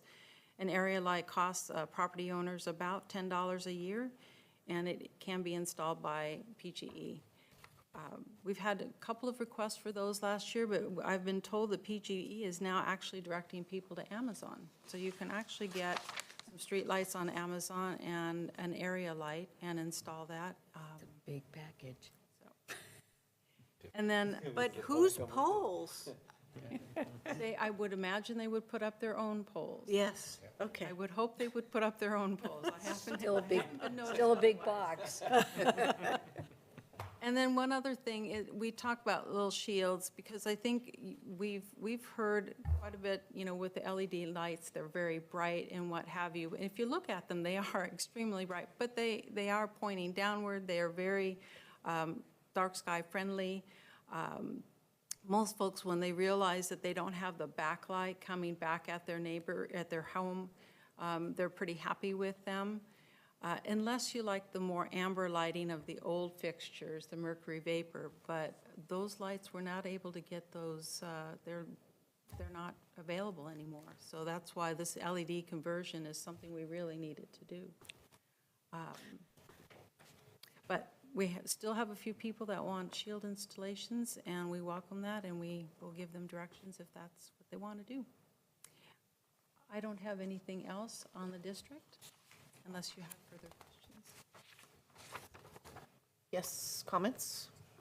I'll just say it's a very successful program, and you and your team do a great job in administering it and helping community members explore options and get the support they need for better outcomes in their community. So thank you for your work year over year. Thank you. It's nice to hear. I have one question I've always wanted to ask, and I've never done it, and that is that in cities, that service is provided for free as part of, you shouldn't say for free, as part of their tax base.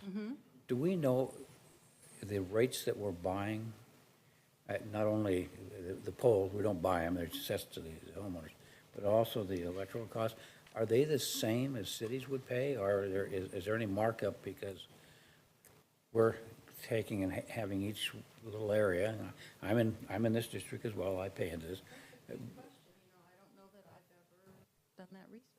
Yeah, because there's a group buy. I mean, if you buy 50 million widgets, you get them a lot cheaper than if you buy 5. And so I've always wondered, as we hodgepodge this together, are we getting a group buy, or are we paying on each individual little LID, like in my neighborhood?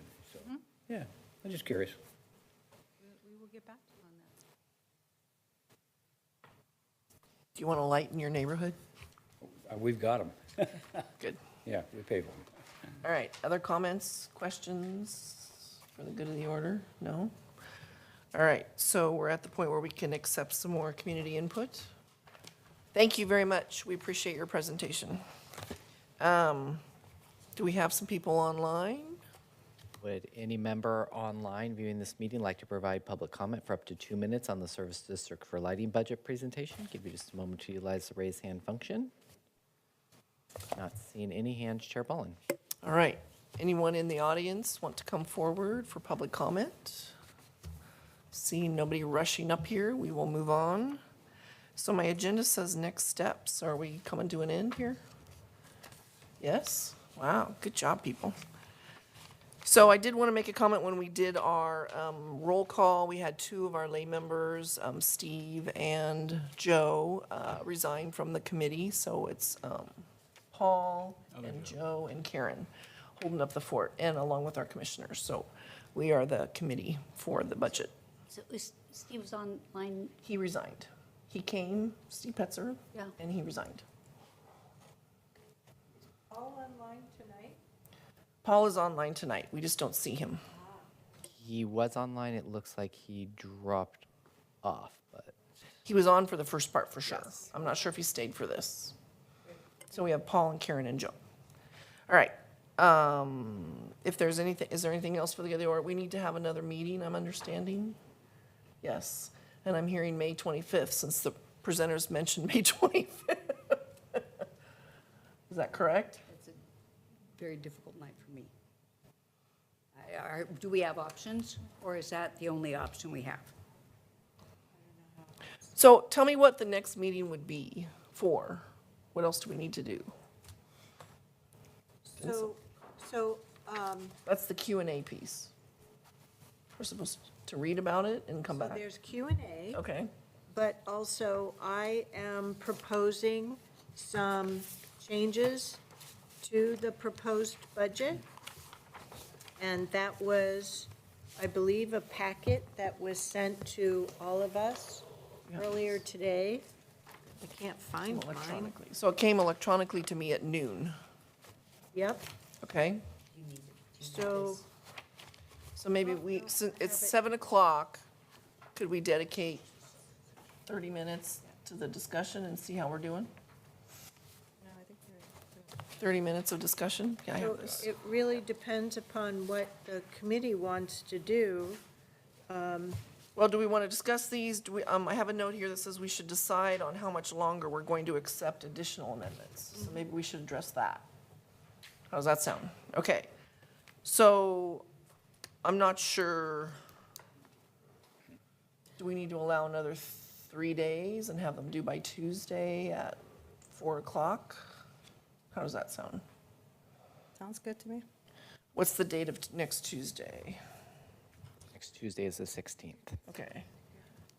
So 4 o'clock, Tuesday the 16th. So I would propose that we allow additional amendments to come in to, I guess that would be the staff, between now and Tuesday the 16th at 4 o'clock. I have a question. Yes, please. I do too. Okay. I'm confused about the process. Okay. So I'd like to take a step back. Okay. And have maybe Greg tell us what the process is. I have not gone through amendments to the budget in the previous budgets that I've gone through, so. We've only had one in 2020. We did have one in Yes, 20, okay. yes. And I don't remember what happened, so I'd like to have some clarification. I think that's very fair. Okay. Thank you. Yeah, so amendments are a normal process in a budget committee, and in a lot of budget committees, there'll never be amendments, and in some there will be many. So this isn't unusual, and it's the purpose of the budget committee to ask questions, to propose amendments to the proposed budget before it's approved by the budget committee. Chair Harrington has proposed several amendments for discussion. As I mentioned earlier, we have a couple of we have some technical amendments that we need to bring back. These are items that would have been in the budget, we would have brought them to the proposed budget if we had known about them at the time the budget was due for putting it together. We also need to bring back the 24/7 facilities for the budget committee. We didn't have those in the budget at the time because they weren't approved yet for your consideration. And then any other amendments that any of the other budget committee members would like to propose. So any other amendments, that's only the budget committee that can bring those forward? That's right. Is that correct? Okay. Like I said, I'm just trying to understand the. So generally, if there was a period of time that the committee could agree on in terms of having those amendments submitted to staff, then staff can summarize those and then issue those back out to the budget committee, the entire budget committee, for a to-be-determined date to get together and deliberate those amendments. So it's a couple of step process, but that's why we were looking for a date in May. But to be clear, the Board of Commissioners can modify up until the date of adoption. That's right. So there's a two-step process. One is going from the proposed budget, which we're looking at now, to the approved budget. And the approved budget is the budget that's approved by the budget committee. Then from the approved budget to the adopted budget, which is the Board of Commissioners will adopt on June 20th. And there's an opportunity, as Commissioner Rogers stated, for changes to that approved budget before it's adopted by the board. I have one process question, too. Okay. It has to do with the number of people who are now on the Budget Committee. Is there, and I should know this because I've been through the budget law a bazillion times, is there any reasonable attempts that need to be made by us to place another member on the group so that you have a majority, a full board of 10? Or, I know legal you can go ahead and operate, but I don't know whether there's any due process that we have to enter into or any exercise of trying to fill that position. I mean, we have other people on other budgets, and so I don't know that process. I thought it might be nice so somebody didn't call us on later and say, well, you knew you didn't have it, you hadn't adopted it, you were still taking amendments, why didn't you throw another person in there? So I'm just asking. Yeah, if we had more time, that would be the process we would move forward with. But the limited time between now and adoption and the fact that we don't have any applicants in the queue that could potentially sit on the committee. And we're okay. Makes us Okay. more valuable, don't you think? The three of Yes. us, makes the three of us more valuable, don't you think? You always were. Yeah, I don't dispute that at all. We're the ones that show up. Thank you. Yeah, you're coming from the law. Yeah, I know you legally you can operate, but I didn't know whether or not there was some inference, best practice to at least attempt, because we did have other people who wanted to be on the budget committee that were selected for other budget committees. Well, and that's a good example. One of the committee members who had to resign was was filling the spot from somebody else that resigned earlier. So we had, if you can follow that, yeah. So that was the last additional person that we had available to fill any position. So yeah, we've exhausted that. Got anybody you know you want to volunteer? Kevin? Okay, well. All right, so we've gone over process. Chair Boland, if I Yes, might. ma'am, please do. So what you have for a packet tonight is a set of amendments from me. I'm a firm believer that you shouldn't be asking for things unless you've identified the funding to support it, and that's why I did the work to come up with 7 different revenue amendments prior to enumerating 7 different expenditure amendments. And you can see that there is more revenue generated if each of these revenue amendments are adopted than I have proposed in the expenditures. I didn't bother to change it or balance it or anything like that. So the other thing that is needed is for staff to help verify some of these numbers so that I took the right numbers out of the budget document. So that's some of the work that I anticipate will be done with the reissuance of staff. And then, was it Marnie that brought up the medical services certification? We need a doctor and a support person to do those death certificates. That needs to get added somewhere, right? That's right. And that's another. So you take care of that as staff and then bring it to us? Yep. Okay. Yes, sir. Well, and so, your proposal that we leave that window of opportunity open until Tuesday, I don't think that gives staff enough time to process what it is that we might be asking and for them to get back to us if we have it on Thursday. So I would probably suggest we close that window sooner, like maybe Monday. I don't know, maybe, that's just my thought, but I want to give the staff plenty of time to respond because for me personally, this weekend will be when I kind of go through and do my final cleanup, look at what Catherine has proposed in hers, and then be ready to respond back if there's any information I need on Monday, which will then again give them additional work to do. And so I want to give them plenty of time to do that. So I don't think we can last till Tuesday night. Could I take a time out here just a moment and say, do we have more amendments coming in? Is that, we're going through all this, but are there any coming? Well, I want to look at. Can we ask that question of her? I want to look at Catherine's to see if there's I something that understand that. so there may be amendments that come out of hers that I Okay. would propose. But I don't know that. But it would be a revision of an existing amendment. Probably, yes. So that wouldn't, the staff work would already be in the background there.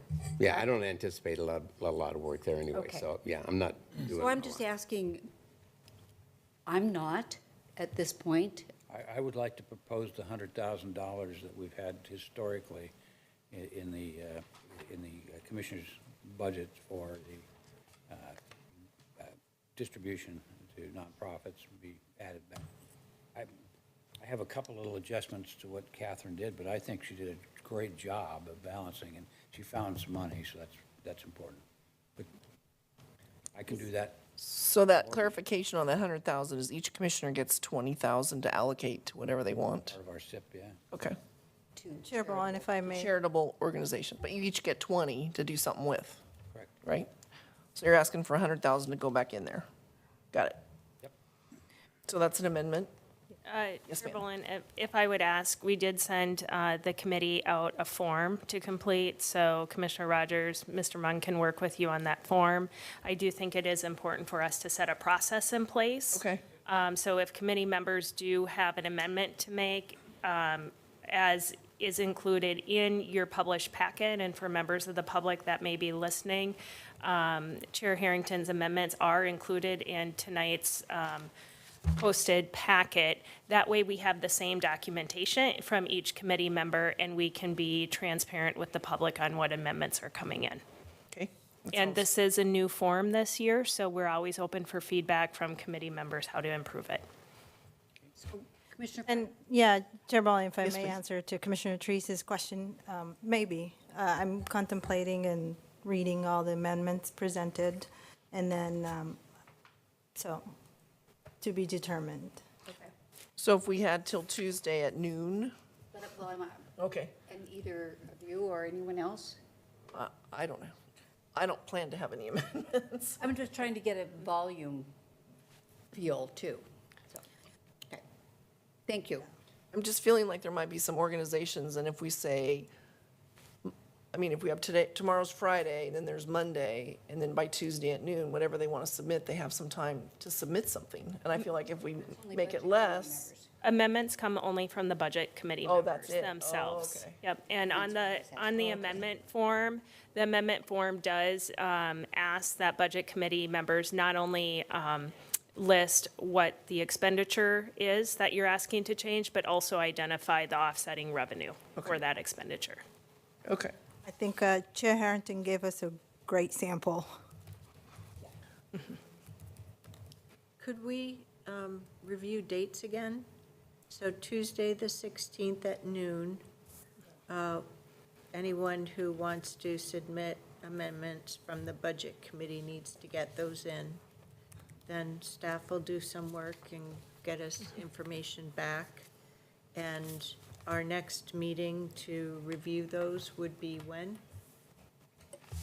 That would be the public hearing on June 1st, unless you No. decide to have another meeting. Clerk Moss, we have a tentative hold on May May 25th. 25th. And Commissioner Treese mentioned that that is a difficult date for her. And at the last meeting, we talked about, I think there were 2 or 3 dates, and that was one of them. And I just wondered what happened to the other 2. And I joined you in that conflict too. I have a scheduled town hall that people have registered already for that day. Mine's a personal issue, and I can, if that's the only date that we have, I can. Yeah. I thought there was in the idea of entertaining Wednesday. Does Wednesday work for you, Commissioner Tree? I thought I heard Wednesday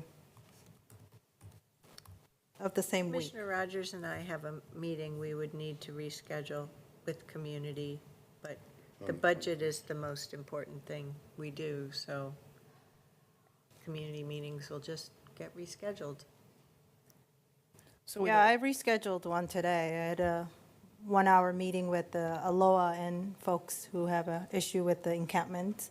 So I rescheduled it, so it's fine. What about Tuesday, the 23rd? Is that a possibility or no? No, that is the board Board evening meeting. Oh, that's their meeting. board, okay. Sounds like Wednesday. So I assumed that our policy assistants were all part of this activity on date setting. I don't do it. That's all.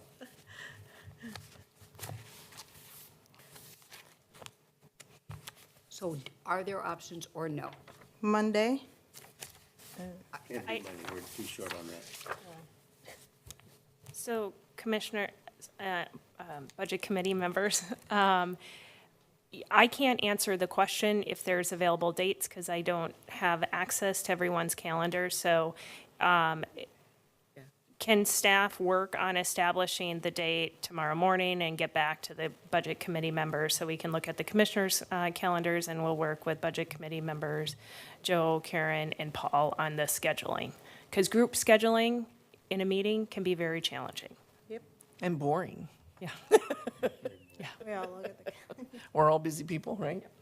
If the 25th is the only day that works, I'll be here. I'm saying that, you know, but I, We can work on options and get back Okay. to the budget committee tomorrow. Always go to Tuesday, May 30th. I'm okay with that. I'm good with that. Makes 3 nights in a row we'll be meeting. Do we get to still get brownies? I'll bring cookies again. Blueberry. I like the blueberry too. Okay, so is the possibility of Tuesday, May 30th on the table then, to simplify? I think we get this done now. Yeah, I'm okay What do you with think? that. We can make Or the no? commitment now. Or would you rather Clerk do Moss, it? do you have a scheduling conflict So in I this? was informed that we have a vendor on site that day and evening to do work in here. We have a what on site? A vendor to do work in the room. Well, I guess we're going to need to leave this with staff to problem solve. Can I Tuesday just the third. request that we problem solve tomorrow morning? Tomorrow morning, all right. And I appreciate knowing at least some dates that Possibility. would potentially work. But that way we can make sure the facility is available too. So thank you for your patience. All right, so do we like Tuesday, the 16th at noon, or do we want to push it up? That's fine. Staff are okay with Tuesday, the 16th at noon. I think that's reasonable. And your amendment forms after this, after this meeting, CFO Munn will resend that form out, just so it's at the top of your email box for consideration. Either Greg or myself can be of assistance when you're completing that form, and the forms can be submitted back to Greg and I. Okay. So do we need a vote on that, or we just consensus? We're working on consensus. Tuesday, the 16th at noon, anybody that wants to submit something from the budget committee needs to get it into staff. We're clear on that? Okay, we're moving on. And then you're going to decide on a date that we can meet again. And the purpose of meeting again is to go through the amendments and then give us an amended budget that we're then going to potentially vote on and adopt or approve. We will work through the budget committee's amendments. In addition, we will bring back the staff technical amendments we need to make, and I'll call it the timing issue amendments, such as the medical examiner and the facility. So we'll bring those back to that meeting. In addition, your committee has submitted questions, and so we will be prepared to bring those questions and answers in written form back to your committee. Okay. So that would potentially be a meeting that starts at 5:30 and goes for a couple hours, whenever date we pick. Okay. So we're not deciding that tonight. The other meetings coming up are for the other components of the budget committee, the enhanced sheriff district on May 15th, and then the North Bethany Service District on May 18th, and then whatever meeting we have, and then North Bethany and urban renewal, all the other ones on the 31st. And then we come to a big hearing on June 1st, and then we have an official vote, correct? Okay. Yep. To approve the budget. We approve it, we send it off to the commissioners, and then they adopt it later. Okay. So, anything? Potentially changing it in between. It sounds like you're just in a mood for change. Maybe we need to have like a big garage sale or something. Raise some money and get rid of some old I stuff. think we're going to have a cookie bake sale. Something. You gotta raise some money somehow. Good idea, too. All right, so I appreciate everyone coming at 4:30 in order to get this going. We're finishing up now, unless there's anything else for the good of the order. So we'll get some emails from you regarding next meeting, and you'll get some emails from us regarding forms with changes. Sounds good. So we're all good? Everybody ready to I have adjourn? one question, I'm Okay. sorry, one more. So we will, Tuesday's the day that people could, anybody from the committee could submit additional amendments. Correct. We will get those as quickly as possible so that we can read them, even though staff is doing their work, correct? I just want to make sure that we've got them early. Oh, that's a good idea. Yeah, we can turn them around. Okay, thank you. Knowing that they'll get re-verification, refinement, use whatever word you want. Good idea. Okay. So thanks to all of our people that have joined us today and all the staff that have made this possible. I want to adjourn our meeting until whenever time they tell us to come back. Thank you very much. Karen, you're doing a great job. All right, thank you very much. Okay, do not leave any brownies or blueberry cake. If you need plates, we've got plates. The questions, the Q&A, when's that? Well, that's fast. Not 3.